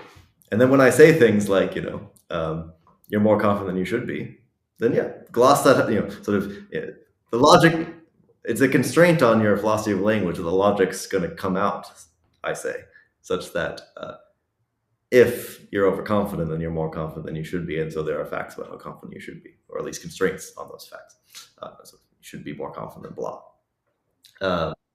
And the simple reading of that is sort of the, sort of picture theory of language metaphysics. There are these facts out there about how confident you should be, which my words are latching onto. There are more sophisticated theories in terms of sort of expressivist, I'm expressing my attitude or my commitments or whatever, my plans, what have you. And I think if that, as long as we're thoroughgoing enough in our quasi-realism that we can replicate everything the realist wants to say, then sort of we shouldn't be scared of what the realist says, because we've sort of, as you say, earned our way. Of course, I sort of feel like once you do that, then it's not entirely clear why you're not just a realist after all, other than when you like step back and say, I don't really mean that. Like, what is that? What is that operator? Let's do the philosophy language of the really operator. But yeah, I mean, I guess like maybe it makes more sense in certain domains than others, because I understand Blackburn's articulation of the advantage of a quasi-realist stance to be something more like economy of the beliefs you have, and not positing like more things to exist than you might otherwise or something. And so there's like a kind of efficiency economy kind of argument there. And maybe this is something you really only care about at a certain level, or if you care about foundations to a certain extent. But that seemed to be one of the things he wanted to drive at. Yeah, I think that's right. I think I would have arguments with the quasi-realists about whether they actually can make the program work and whether it's actually more economical than. But that's sort of a... Sure. Yeah. I don't know exactly where I am on quasi-realism either, and I think that's something I'm trying to figure out. So maybe I have an assignment for myself to do. But one thing I was kind of wondering about with this paper as well is, I don't think you kind of explicitly go at it, but I was thinking about some of the kind of classic maybe paradoxes and stuff that come up in epistemology, things that people worry about. So like the lottery paradox, where, considering like a fair lottery with some large number of tickets and only one of those tickets is going to win. And it seems rational to believe that any single ticket isn't going to win. But if you follow this logic for every ticket, then you get some sort of contradiction because one ticket is actually going to win. And so there's this kind of conflict going on. And I guess there's like the other concept not related to this of epistemic luck, where, you know, you can have flawed reasoning, you can be irrational and then stumble upon true beliefs. And it felt to me like maybe there's something in these cases where a framework like yours could do some work in like explaining or bringing light to that. I'm wondering if that was something that you thought about as you were writing this. I've definitely thought about the lottery paradox in a variety of contexts, in particular sort of whether and why beliefs should be closed under conjunction. So the paradox you get is if you assume that if you believe P and you believe Q, then you also do or should believe the conjunction P and Q, then you got a paradox because you believe each ticket is going to win, but then so that's going to lose, and then so you believe that tickets 1 and 2 will lose, you believe that 1, 2, and 3 will lose, and so on. But you know that one of them will win. And the sort of the basic Bayesian answer to the lottery paradox is well, beliefs aren't closed. High probability is not closed at their conjunction. I think it can be highly likely that P and highly likely that Q, and not as highly likely that P and Q. And that's exactly what's going on in the lottery case. I think that's certainly a background motivation for the sort of credences first or probabilities first approach to epistemology that I have generally. I think I wasn't explicitly thinking about that in this case, but that's not to say there isn't a connection there. I think there is a related point which often gets used in justifying this methodology of testing for overconfidence, which is that in some sense Bayesians have to believe that they are calibrated. Now the sense is, we have to be very careful with the sense there. If a Bayesian doesn't know what their beliefs are, then of course they don't have to believe their beliefs are calibrated. I don't know what my beliefs are. I might know that if I believe I'm anti-reliable, if I believe P, then not P, and if I believe not P, then P, and I just don't know what I believe. It's a perfectly coherent model. I mean, it's a weird model, but we can draw it. It's formally coherent. But I'm going to see if I may. We're delving deep into some linearity of expectations here, so it's going to be a little bit hairy. But if you specify a particular set of propositions, Q1 through Qn, say, and on average across those propositions, the Bayesian has 0.8 credence in them, then it has to be that their expectation of the proportion of truths in that set, that particular set, is 0.8. Right? They can't be 80% confident. Just take the easy case. They're 80% confident in each of Q1 through Qn. Their expectation for the proportion of truths is, this is basically because for a Bayesian, their credences are their expectations of truth value. So the truth value is 0 or 1, and the expectation operator is like their credence function of taking the average value of the variable. And expectations are linear. So your expectation of X, your expectation of X plus Y equals your expectation of X plus your expectation of Y. So your expectation of the truth value of Q1 plus the truth value of Q2 has to equal your expectation of the truth value of Q1 plus your expectation of the truth value of Q2. Okay, this is going to get, I'm losing the thread a little bit, but basically once we have sums, then we also have averages. And so your expectation of the average truth value of Q1 through Qn has to equal your average expectation of the truth value. So to put it that differently, you can't be a probabilistically coherent Bayesian and find yourself 80% confident in each of Q1 through Qn, and also looking at the big set of them, 60% of them are true. And you can sort of stare at that and think there's got to be some link to that between that and miscalibration, because what we're finding is sort of in some sense predictably, people are, of all the things they're 80% confident in, only 60% are true. So it seems like if they look at that fact, they should sort of somehow, or it might feel like there's some pressure for them to be in that, as we just said, incoherent state of like being 80% confident in each of these things, and yet thinking that only 60% of them overall are true. And so unlike the lottery case, where it's perfectly coherent as a Bayesian, to sort of believe each one is going to lose and yet not believe they're all going to win. So your expectation of the proportion of truths is 1 over 100 or whatever the number of tickets is. In this case, that would actually be incoherent. Of course, there are a variety of steps here for why the actual empirical findings don't show that, among others. If you were Bayesian and you found out that only 60% of the Q1 through Qn were true, then you should lower your confidence in all of them. That forces you by coherence to lower your confidence in all of them. So anyway, I'm confusing myself now, so I'm definitely confusing the audience, but there's definitely some connection. Yeah, no, that was really interesting, and I think that helps me think through some of this. One other concept that came up in this paper that was really interesting that you kind of emphasize was the principle or the role of deference in rational belief formation. And there's something you said that was kind of interesting about how the plausibility of deference depends on some kind of hard epistemological questions. And in particular, I pulled out this quotation from you: whether interpersonal deference principles hold is highly dependent on the debate between uniqueness and permissivism. I was wondering if you could elaborate a little bit on that dependency and kind of how you think about it. Yeah, definitely. So deference principles generically are constraints on conditional degrees of belief, if you're in the Bayesian context. So I defer to the bias of the coin. In what sense? Well, I don't know what the bias is.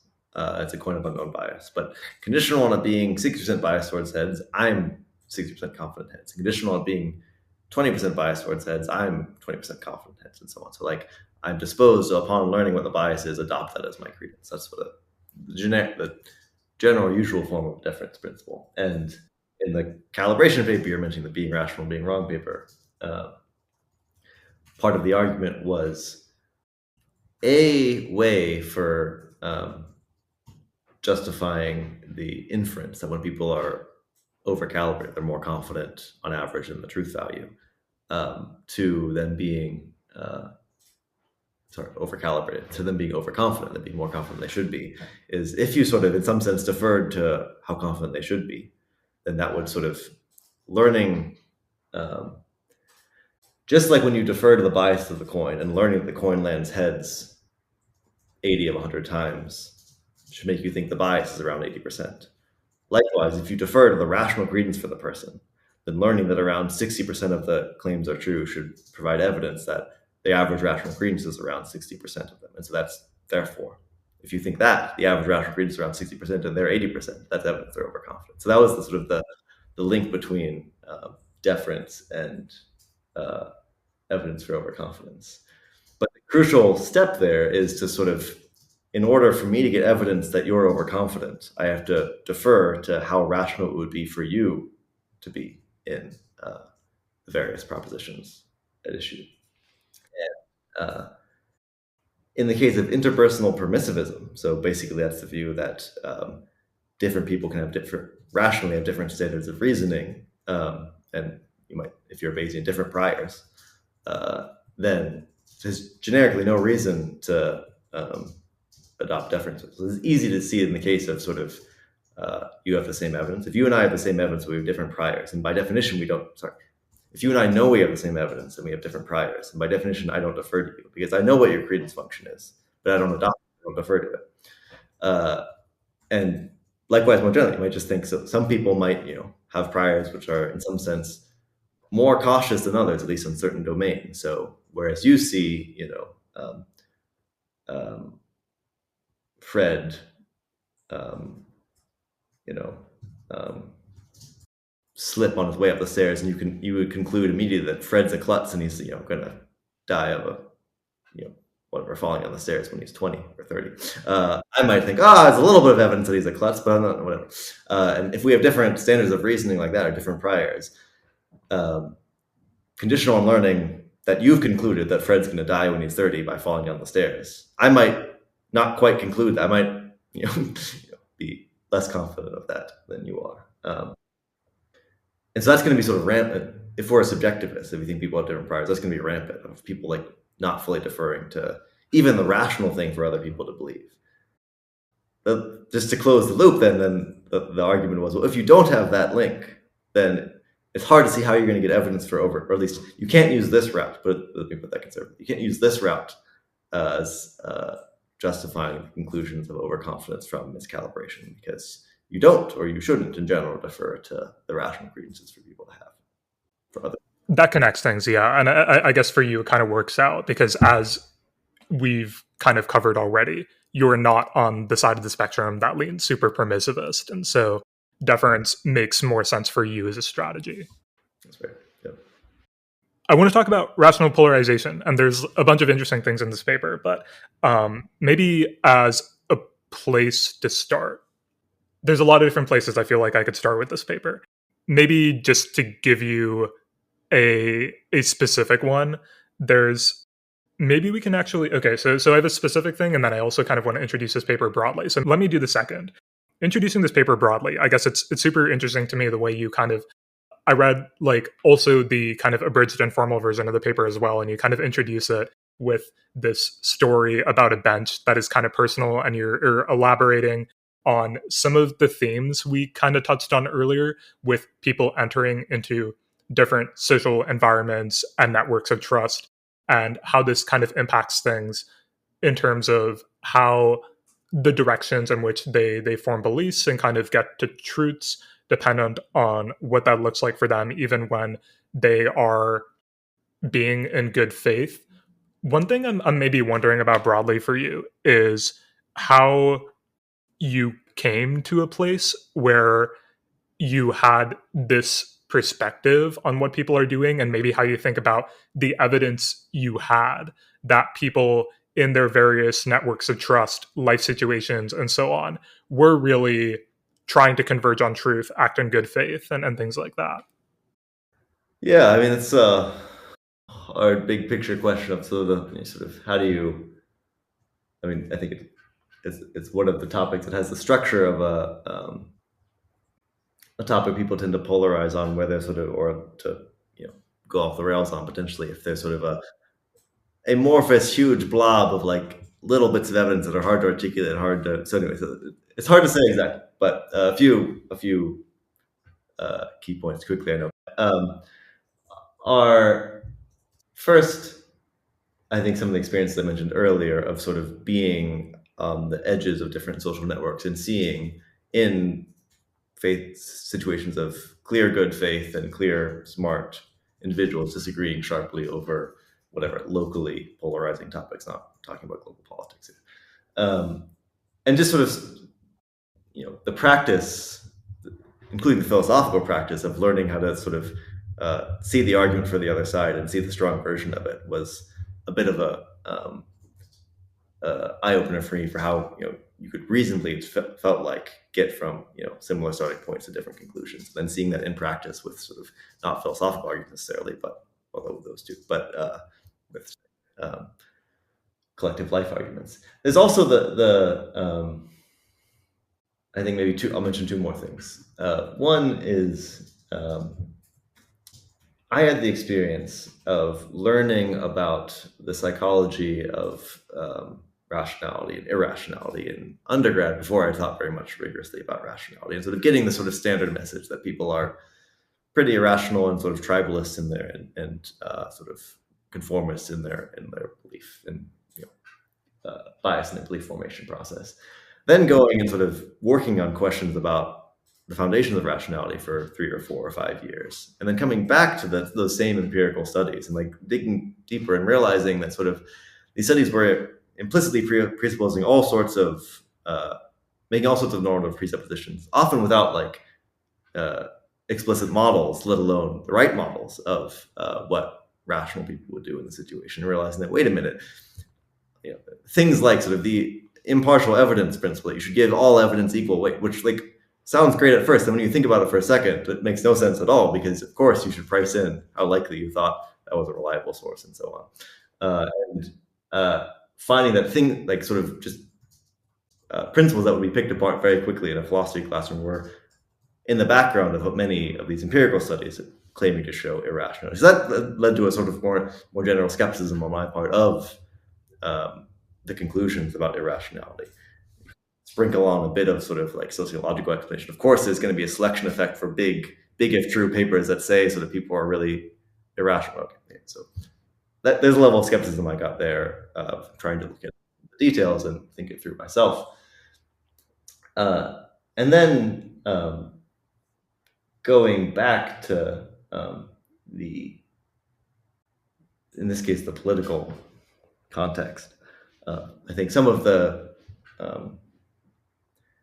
clearest bits of evidence for irrationality that you see are these sort of arbitrary influence. I guess the evidence for conformism, for example, generally takes the form of like switch people's social groups and they tend to form the beliefs in that group, or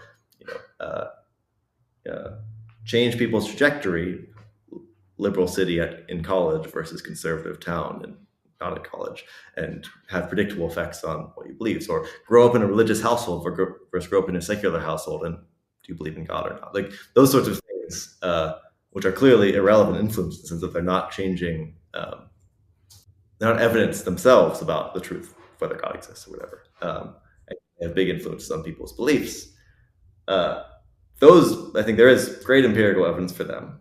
On the other hand, there's as good empirical evidence for them in my case as there is for anyone else. So, I have a certain life trajectory through various social circles, and like you can't predict any of this stuff with certainty, but it's fairly predictable if you sort of look at where I lived when I was 18 and where I lived when I was 25 and where I lived when I was 30, predicting sort of the broad brushstrokes of my, say, political and religious beliefs.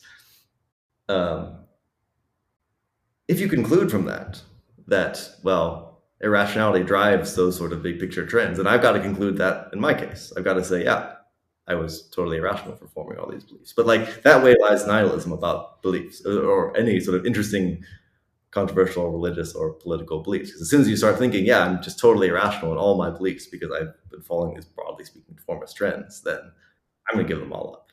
But it seems crazy. Of course I shouldn't give them all up. I've got plenty of good reasons for a lot of these beliefs.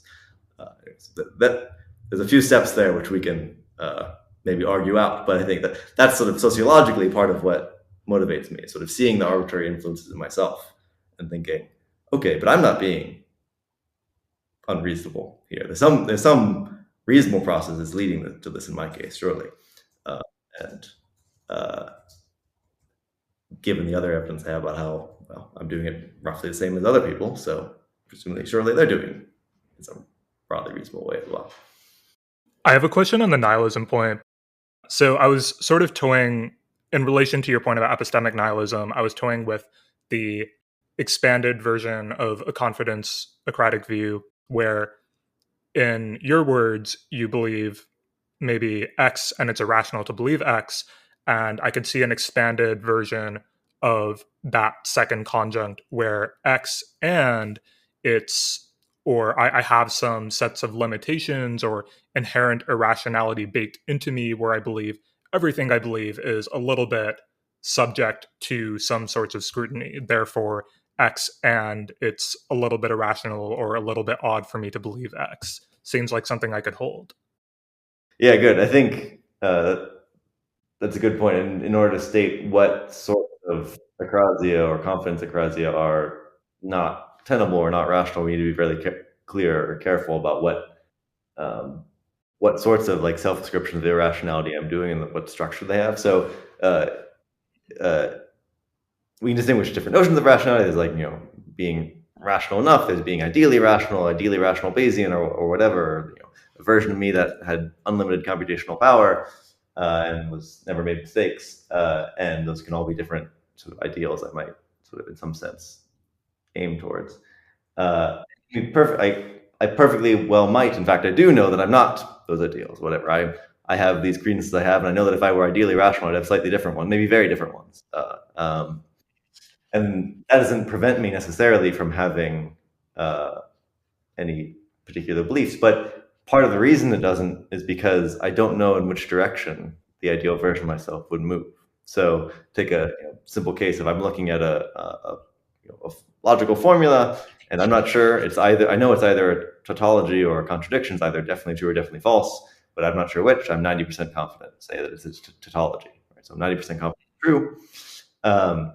But I know that if I were ideal, I would not be 90%, I'd be 100% or 0% because I would figure out whether it's a tautology or a contradiction. And So I know that I don't have the right rational level of confidence, but I don't know. I don't know that I don't have the rational level of confidence. I leave open that it's higher or lower. I don't know, for instance, that it's lower. If I did know that was lower, if I did know like the ideally rational version of myself would have 0% confidence in it, then I should not be 90% confident, because that's equivalent to knowing that it's a contradiction, right? I should sort of move towards the ideal version. It's when I don't know which way an ideal version would go that I can sort of stably have this belief or credence and not move in that direction. So porting that over to the confidence akrasia case, it can be totally fine and rational to think like I'm 90% confident of P, but I don't know. I know that's not rational, or I'm very confident it's not exactly rational.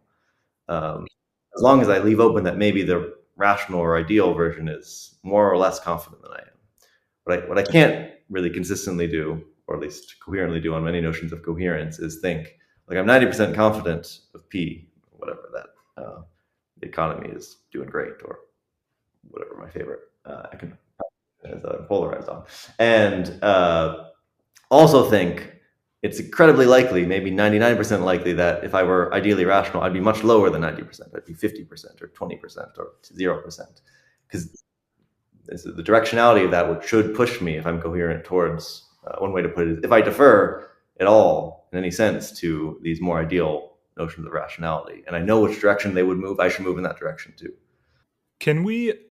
I think it would be interesting to throw, you haven't mentioned it explicitly, but ambiguous evidence is a pretty important thing in your rational polarization paper.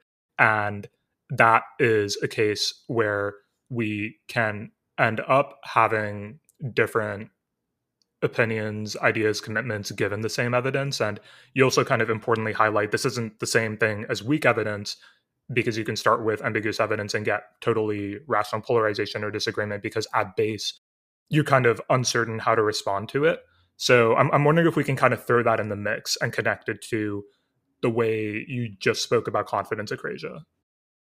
Yeah, good. So, I mean, as I'm using the term, the term ambiguity and ambiguous evidence is used in a bunch of ways, but the way I'm using it in that paper is as what's called higher order uncertainty, which we talked a little bit about, but sort of not knowing what your own beliefs or rational beliefs should be in response to the evidence. So the idea is sort of,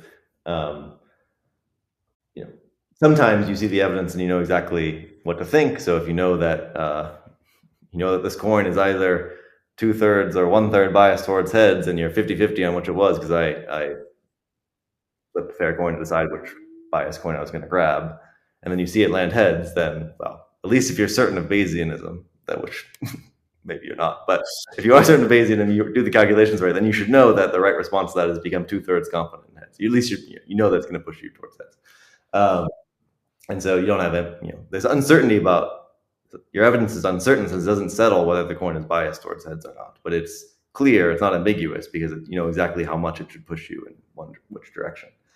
Ambiguity is when you're not sure exactly how the evidence should push you. So the example I use in the paper are these word search tasks, where you're looking at a string of letters and some blanks and asking, is there a English word that completes a string? Sometimes there is, and you can find it. So you say planet, and you think, okay, well, if planet completes the string P blank A blank ET, then planet completes that string, so you know that it's completable. And so it's not ambiguous, you know exactly what to make of that evidence. Whereas other strings like ST blank blank RE, you might stare at for a while and think, is that completable? Like, sort of, you might not find a completion, but you might think, maybe I'm missing something. Maybe I'm sort of haven't properly processed my evidence. Maybe if I thought about it harder, I would realize that slar or whatever is a completion. And so that's the sense of ambiguity there. And we can go more into this or less into this if you want. But the basic structure is if you set things up so there's an asymmetry in ambiguity, so that when the evidence points one way, it's clear. So when the word searches are completable, that corresponds, say, to a coin landing heads. And when the evidence points the other way, it's ambiguous, say the word search as being uncompletable corresponds to coin landing tails. In a sense, it's going to become easier to recognize the evidence pointing in favor of heads and in favor of tails. And so that's going to push you in a predictable direction. So that's a bit about ambiguity. I don't know. We can say more a little about maybe the confidence akrasia or polarization. Which direction. Yeah, I guess as you were speaking about confidence akrasia, I was thinking about what ambiguous evidence kind of throws into this because, and I think maybe you kind of already addressed it without necessarily talking about ambiguous evidence in particular. You were talking about, say, that I have a 90% credence in the truth of maybe a formula, and that formula at base is there's a solution to it. It's unambiguous for an ideally rational person who understands all the symbols and how all the symbols come together. But then when you replace that with a piece of ambiguous evidence, then even if I imagine myself as the ideal Bayesian, the ideally rational agent, the picture starts to look a bit different, right? Because I'm not going to be 100% confident in this because of the nature of the evidence itself. And so for your picture, I guess it sounded like there are available pictures where I can believe I would be less confident than I am if I were rational. And also, I suppose, with the ambiguous evidence, there are these functions that get introduced, especially in your examples more related to politics, of the environment I'm in and how that all factors into it. But I'm wondering if it's even possible to think about, well, it seems possible to think about, but hard to think about the picture where I'm trying to just imagine myself on the scale of being more or less rational, faced with a piece of ambiguous evidence. There's no way I feel like I could extract myself from the particular circumstances that I'm in, which are going to affect maybe my political leanings one way or another. But yeah, I guess I was just thinking about if there was anything kind of missing from what you said earlier when we introduced ambiguous evidence. But I think as I'm talking it out, I think you kind of already said all that. I feel like you maybe already said all that there is to say on this. I mean, yeah, I think that at some levels, I think that when take the formula case, I mean, ambiguity, as I'm understanding, is always relative to a notion of rational belief, and of course, it can be ambiguous for you in the sense that let's just distinguish two notions. There's ideally rational and there's like human level rational. And it can be ambiguous because you human level rational are unsure what you human level rational should think, or would think if you were reasonably rational. And it can also be ambiguous because you ideally rational are unsure what you ideally rational should think, and those can come apart, and you might make different cases to make sense of them. So the word case seems like if it's any case, it's a case of human level rationally be unsure whether you human level rationally would have a different credence, because you think something like, look, if you were ideally rational, you would solve word completions as quickly as you solve math problems or logic problems. Like that's something that sort of, you've got the database there, and you always use your reasoning powers. Well, the issue that trips you up is that you sort of wonder whether you've properly accessed your knowledge stores when you haven't found a completion yet. So it's sort of assuming that it can be that's sort of or maybe one way to put it is you might know that the ideally rational person is going to go either way on the word thing and be certain of whether it's completable or not, and still wonder what the sort of human level rational person would do, whether they'd be middling in some way or other. The examples that people sometimes give to do the ideal rational cases, I mean, these are always controversial because what do we mean by ideally rational? But the common ones are where you in fact are an ideal agent, but you get evidence that you're not. So you're doing a logic problem, and in fact you're 100% confident that this formula is completable. And in fact, you're an ideally rational agent, and so it's true. This formula is true. It's a tautology. And in fact, it is a tautology. But then your friend tells you they just slipped you a reason distorting drug, which makes you think that you're reasoning perfectly even when you're not. And so now you're like, oh, in fact, it makes you misclassify contradictions as tautologies and vice versa. Maybe your friend tells you that. And now you're an ideally rational agent, but you're, I suppose, but you have evidence that you're not. And so now now it seems like you're in the state of maybe ambiguity, where you're unsure whether the ideally rational version of yourself would, how you'd respond to the evidence that you've gotten this messed up. Right? There are other cases. I mean, that one. There's a rabbit hole we can go down here. I can give other examples as well, but I think that the relevant point is to keep the different notions of rationality distinct when talking about ambiguity in particular. And I guess the final point is that usually the relevant notions of rationality are ordered in some way. So a human level rationality defers to ideal rationality. If you're a human, you know what an ideal person should think, you should follow them. So the relevant point is, if you are unsure what the human level rationality opinion is, you should thereby have to be unsure what the ideal rational one is, because sort of the human level is, as it were, a noisy indicator of the ideal one. It's always trying to follow it. Maybe jumping off that point into some other things, I was wondering about your thoughts on this paper. A particular one just has to do with the nature of what kinds of claims we can make when it comes to rational sensitivity. So one of your kind of key points in this paper is how a rational sensitivity to ambiguous evidence plays a significant role in driving this rational polarization that we tend to see. Predictable polarization, not rational polarization, but it is also rational. But I could imagine. I mean, there's still, I feel like, and there's still a story there. It's just not the story you have, where people are doing irrational things with evidence, maybe have epistemic blind spots or other things. And so I'm wondering how you think about maybe the limits of what we can know in order to construct one of these stories when it comes to the available evidence somebody like you has, when it comes to self-reports or other ways that we have to measure how rational or irrational people are being with their evidence. Yeah, I mean, I think that's just it's a very hard question to sort of even just looking at some small debate on some particular, like, take your favorite fallacy, the conjunction fallacy, thinking Linda's more likely to be a bank teller than a feminist bank teller, and like that's like a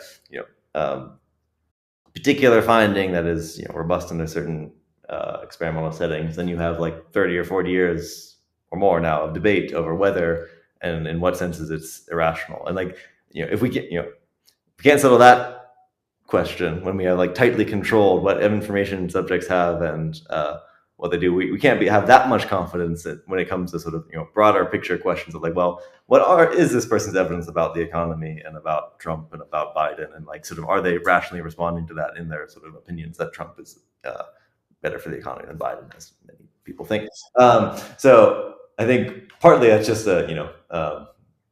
partly because there's so much conflicting, varied, and hard to parse evidence on these questions of whether a particular person is being reasonable in a particular judgment at a particular time, let alone generically. It's no surprise that we have rationality debates going on all the time about rational people. I mean, I think that the strategy has to be a sort of, at least that I think is the right one, and I think many people would agree, it has to be a sort of hands dirty empirical strategy with like the right theoretical tools. So like I think the way that cognitive sciences tend to try to figure out like how close to, say, Bayesian rational are they, is they have particularly specified and motivated Bayesian models. They have particular experimental settings where there are particular predictions of them. And they see first whether people match the qualitative predictions, then how well they match the quantitative ones compared to alternative models. And then that's never going to give you like the clearest possible answer, but it gives you maybe, at least according to the Bayesian cognitive scientists, enough evidence that people tend to be sensitive to the right sorts of things to think that people are sort of doing in the right ballpark of being rational. And I think the same thing has to go for questions about how much, if at all, ambiguity, in the sense I'm using it, is actually driving, say, polarization or explaining people's polarizations. You want to make them build particular models that use ambiguity to make predictions about how and when people are going to shift their beliefs, and then see whether people match those things qualitatively and then quantitatively compared to unambiguous or irrational models. And so I think, it's the sort of thing that there are impressionistic senses that people might have about how rational, and people do have about how rational people are. But I think it's and there are general arguments you can give on either side for rationality and irrationality, and particular models you can test, but it's no easy solution to solving that. If there were an easy solution to solving that question, we would have solved it. So, Another question that I had that's maybe more about evidence itself. I guess this is where I get to fulfill the fiduciary duty of saying something about AI, since this is supposedly an AI podcast. But one of the things about evidence that is interesting, and I think especially today with everybody who has been for the past many years since like GPT-2 came out, worrying about disinformation and how AI is messing with our information environment. There's this separation you could think about between evidence, like evidence as the world presents something as an event happens in the world, and that evidence's presentation to us. And on the picture of I am responding to evidence that is more or less ambiguous for certain reasons, or that will predictably polarize me in some direction or other, you could see a piece of evidence and then the various different presentations that evidence admits in the world by different people, by different automated systems, what have you. And those could all have different features in this regard, I think, with regards to the amount of ambiguity they admit, with regards to the ways in which they are likely to polarize someone. And I do think we end up kind of seeing that. But I guess I'm kind of wondering, in your picture from the standpoint of how we're trying to think about the ways in which people are having, I suppose, like higher order uncertainty about their evidence. I think everybody also now knows that there is this gap between maybe an event as it happened in the world and then the event as it is presented to me on my screen. So I'm wondering how you kind of think about incorporating maybe a notion like that into this picture. I feel like it's pretty natural, but I was wondering, I wanted to get your thoughts on that. yeah, I mean, I think the way epistemologists often use evidence, the way I would be inclined to, is there's at least there's a notion of evidence in the narrow sense of like the data, the things that actually whatever the readings on the dials or the sort of the actual event that happened in this one place that was recorded on this video, and then there's evidence in the broad sense of the stuff that sort of affects how evidence for me now is stuff that affects how what I should believe about the relevant subject matter now. And so I would think of something like an event, a politician says something, and then through this elaborate social network process that gets filtered through a video clip that gets played in a either a TAC ad or a on the news station or in a AI generated video or whatever, as basically a way of manipulating what evidence people see. In some sense, obviously, you get different evidence if a news anchor plays you this clip out of context versus, or describes the clip in one way versus describes it another way. If I tell you like Biden said something great, it was that GDP has moved this much, versus I tell you Biden said something terrible, the GDP has moved this much. I mean, I could be telling you the same statistic, but like giving you information about whether that's good or bad. You don't know whether going up 0.2% in April is good. And I mean, I don't know off the top of my head, but yeah, it sounds fine. But so I would think one thing that AIs are doing, or sort of other sources of potential misinformation are doing, are just making there be more planned ways in which you can sort of say selectively pick out or misrepresent or whatever. Basically give people more misleading evidence is one way to put it. At the same time, I think, as you said, since or when that becomes more common knowledge, then that limits the effect of how much that misleading evidence. If you know that I'm, a shill for Biden, then of course when I say some great news, Biden just said the GDP went up 0.2% in April. I'm a shill for Biden. I'm going to say it's great no matter what it is. Or like that, you've sort of priced it in. Likewise, if you know on your feed or whatever that there are AIs out there that are making fake stuff, it's like if it looks extremely damning, part of you is going to wonder, okay, is this real? You should. So I think people have, in some sense, inbuilt defenses to some degree for that sort of misinformation. The other thing, I mean, Yeah, I think the sorts of things that, I mean, I'm speculating on AI for a second, but that I find incredibly useful at AI is the way personal tutoring style abilities they have, where okay, I want to learn this math thing, and I like struggling with the textbook. They'll talk to me about it.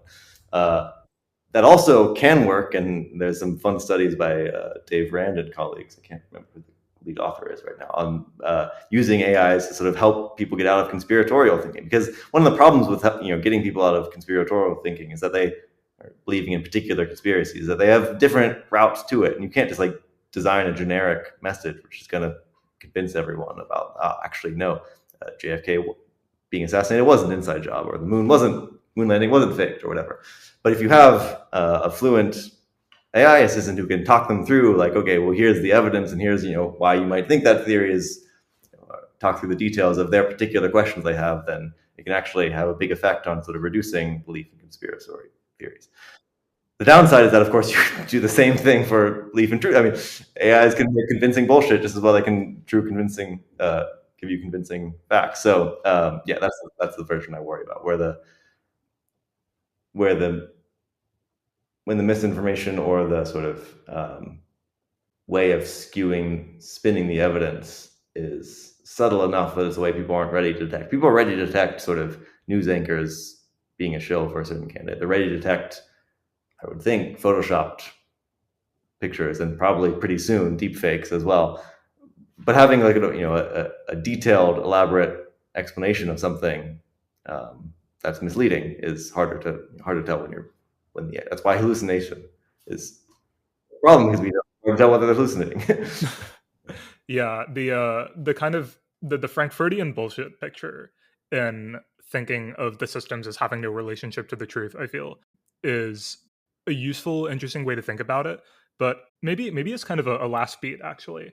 You wrote about another set of thoughts you have about AI in a blog post on ChatGPT and its relationship to the case for human irrationality. And I went through it, and also through some of the objections to it, which I think made sense. But you also kind of, I guess, where it kind of boiled down to, because your point was that ChatGPT also exhibits a lot of these sorts of things we claim are irrational that happen with humans. And your claim is then that this casts major doubt on the irrationalist narrative, and maybe speaks in favor of the resource rational alternative that we've discussed a little bit.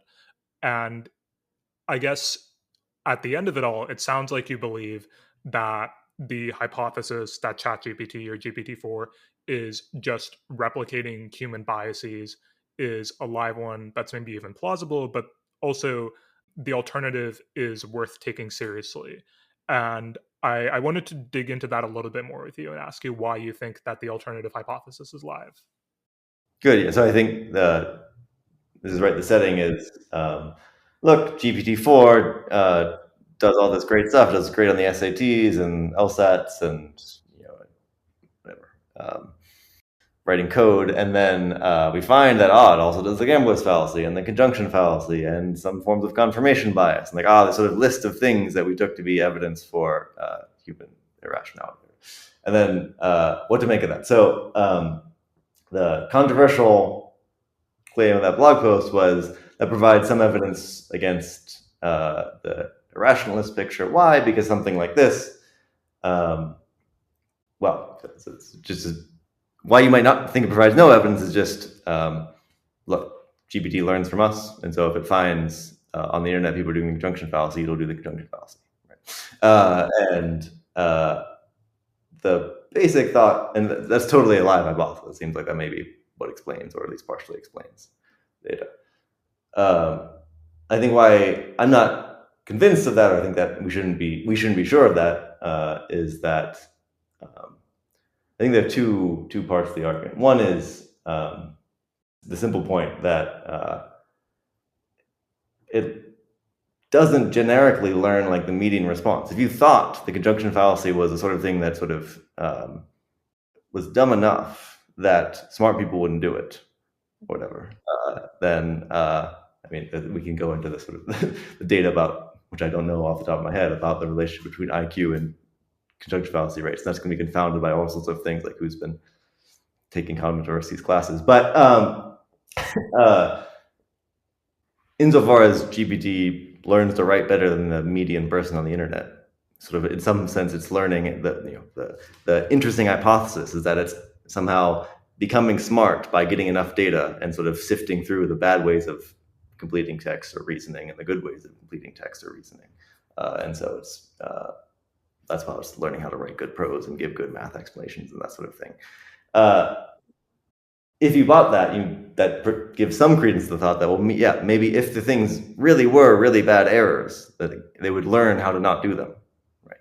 And so since it doesn't learn how to not do them, then that provides some evidence that they aren't really bad errors. I mean, yeah, there are many moving parts there, and partly more experience with GPT has made me less convinced that it's actually that smart. But yeah, if you have particular follow-ups, very happy to talk about. Yeah, I mean, one of the moving parts in the training schemes for these systems that feels kind of important to this point is the instruction tuning step, right? Because after a model like ChatGPT gets trained to predict the next word very well, we then have these systems, and they're increasingly done by other AI systems, but to an extent, you'll have this system answer sets of questions and generate the responses, and then humans will rank how preferable certain responses to the same question are, and then this ends up as feedback into the system for how it should respond later. And this is a fundamental reason why, as many people listening to this will know, they're able to respond in such a conversational format. And then, of course, there's different versions of this. Anthropic's constitutional AI looking at how well does a response align with, based off of what a human or an AI ranking system is going to say, certain things we might want out of those responses. And so I feel like that at least has some weight on this question of the biases being replicated. I don't know necessarily that with the training scheme being as it is, that it's always going to reproduce these things, but I could see a picture where one explanation too is something like, humans read stuff, we have our biases, our rationalities. And so maybe a version of an answer to a question from ChatGPT in this instruction tuning step of training, one that exhibits a certain bias that a human has or that a bunch of humans have, that gets ranked preferentially higher than something that doesn't have that bias or something of the sort. And I guess it's hard without going through the entire training scheme and knowing exactly what happened to say something one way or the other about that. But I feel like that's also like a plausible story on that side of things. Yeah, that's right. I mean, I think sort of if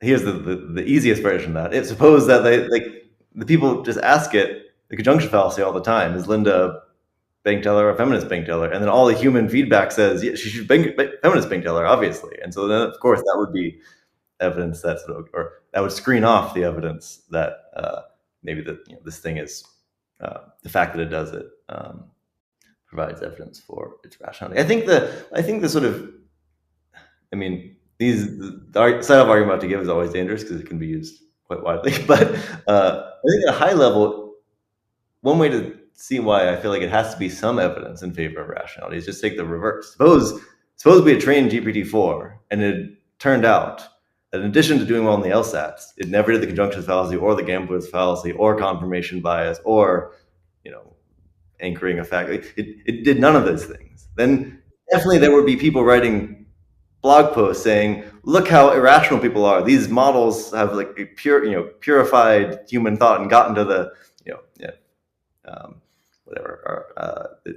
look how smart these models are. They're smarter than humans, right?" So that would be evidence that these things are biases. So if it does the reverse, that's got to be evidence that the things aren't biased. I mean, it might be weak. I mean, that's not, but I think it's that's this broad structure of why we think about it.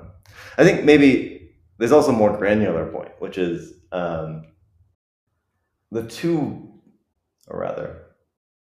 the irrationalist version, at least when it was originally framed, and this is often not how it's framed now, at least when it was originally framed, was framed as a sort of, people use these heuristics because it's too hard to do the smarter thing.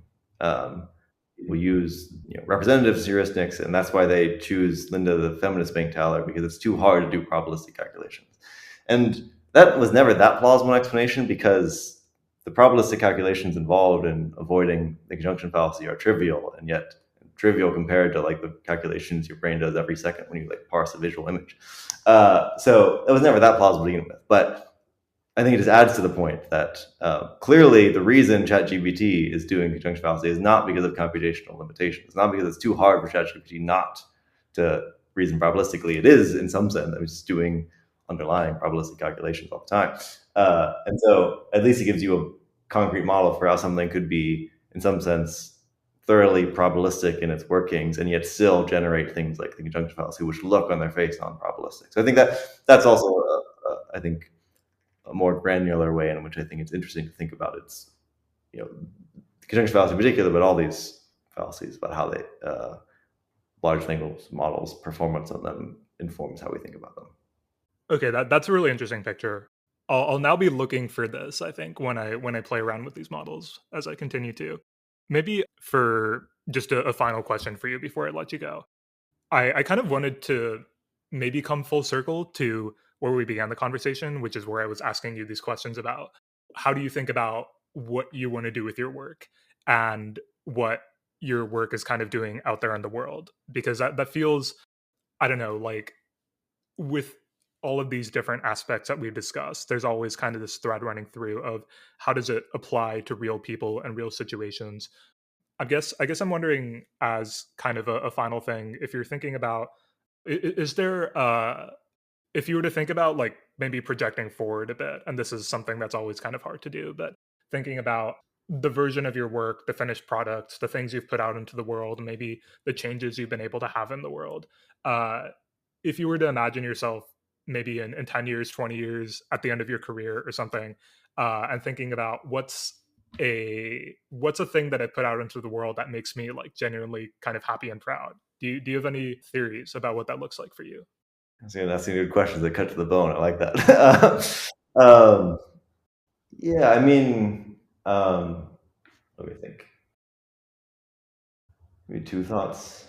One is that, I mean, so subfield is formal epistemology, and that's people doing philosophy who want to think basically using more mathematical tools to some degree and think clearly about, say, Bayesian styles to reasoning and when and how that works. A lot of formal epistemology for the last few decades has been on foundations, and of course philosophers are going to think about foundations. That's sort of what we're particularly good at in some ways, our comparative advantage to at least some other academics.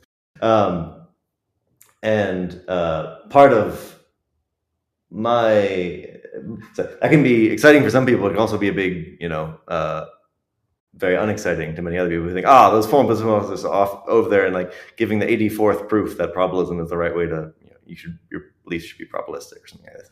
And it seems like, okay, maybe we've done that already. And so the thought that I think I see myself as part of many people who are working in this broad project of taking, in some sense, idealized epistemology and making it more relevant and more applicable, and sort of making the tools more used both in philosophy broadly, but also connecting, making philosophy broadly and epistemology in particular less siloed compared to other, say, academic and even non-academic intellectual spaces. So I think that's one thing that I would like to be a part of, and I think it is happening. And so something that I find exciting about being in epistemologist these days. I think there's also the particular version. I mean, I have my particular dogs in particular fights within various versions of that, and I think broadly speaking, my attitude is that the basic versions of, say, Bayesian models have worked their way into most social sciences, and sort of there's the basic thought of people having probabilities and make decisions by maximizing expectations and updating by conditioning. Those are sort of used throughout economics and political science and psychology, and used as sort of a normative benchmark. And I think the point that philosophers love to make in a philosophy class, you do very quickly, is that those models are, at a first pass, extremely simplified and oversimplified, and interesting, qualitatively different phenomena show up once you start loosening simplifications. And I think the particular way I try to see my work as having connections to those other fields, and then through those other fields to maybe outside of academia as well, is sort of, no, we can still use the good models, have the good features of the Bayesian models you like, but we can be more realistic about it and have a more, for particular sensitivity to ambiguity is my stalking horse, but there are many other versions of this. And seeing sort of the more refined models of rationality make their way further into different subfields. I think that would be a thing I would like to see continue to happen. I think that's a great place to end. Professor Dorst, thank you so much for being so generous with your time. I appreciate the conversation, and I really appreciate your work. So thank you for this. Yeah, well, thanks for the wonderful questions. This was a lot of fun. So thank you for listening. Thank you to my guest, Kevin Dorst. If you like this and think someone else you know might like it, it would mean a lot if you'd help spread the word.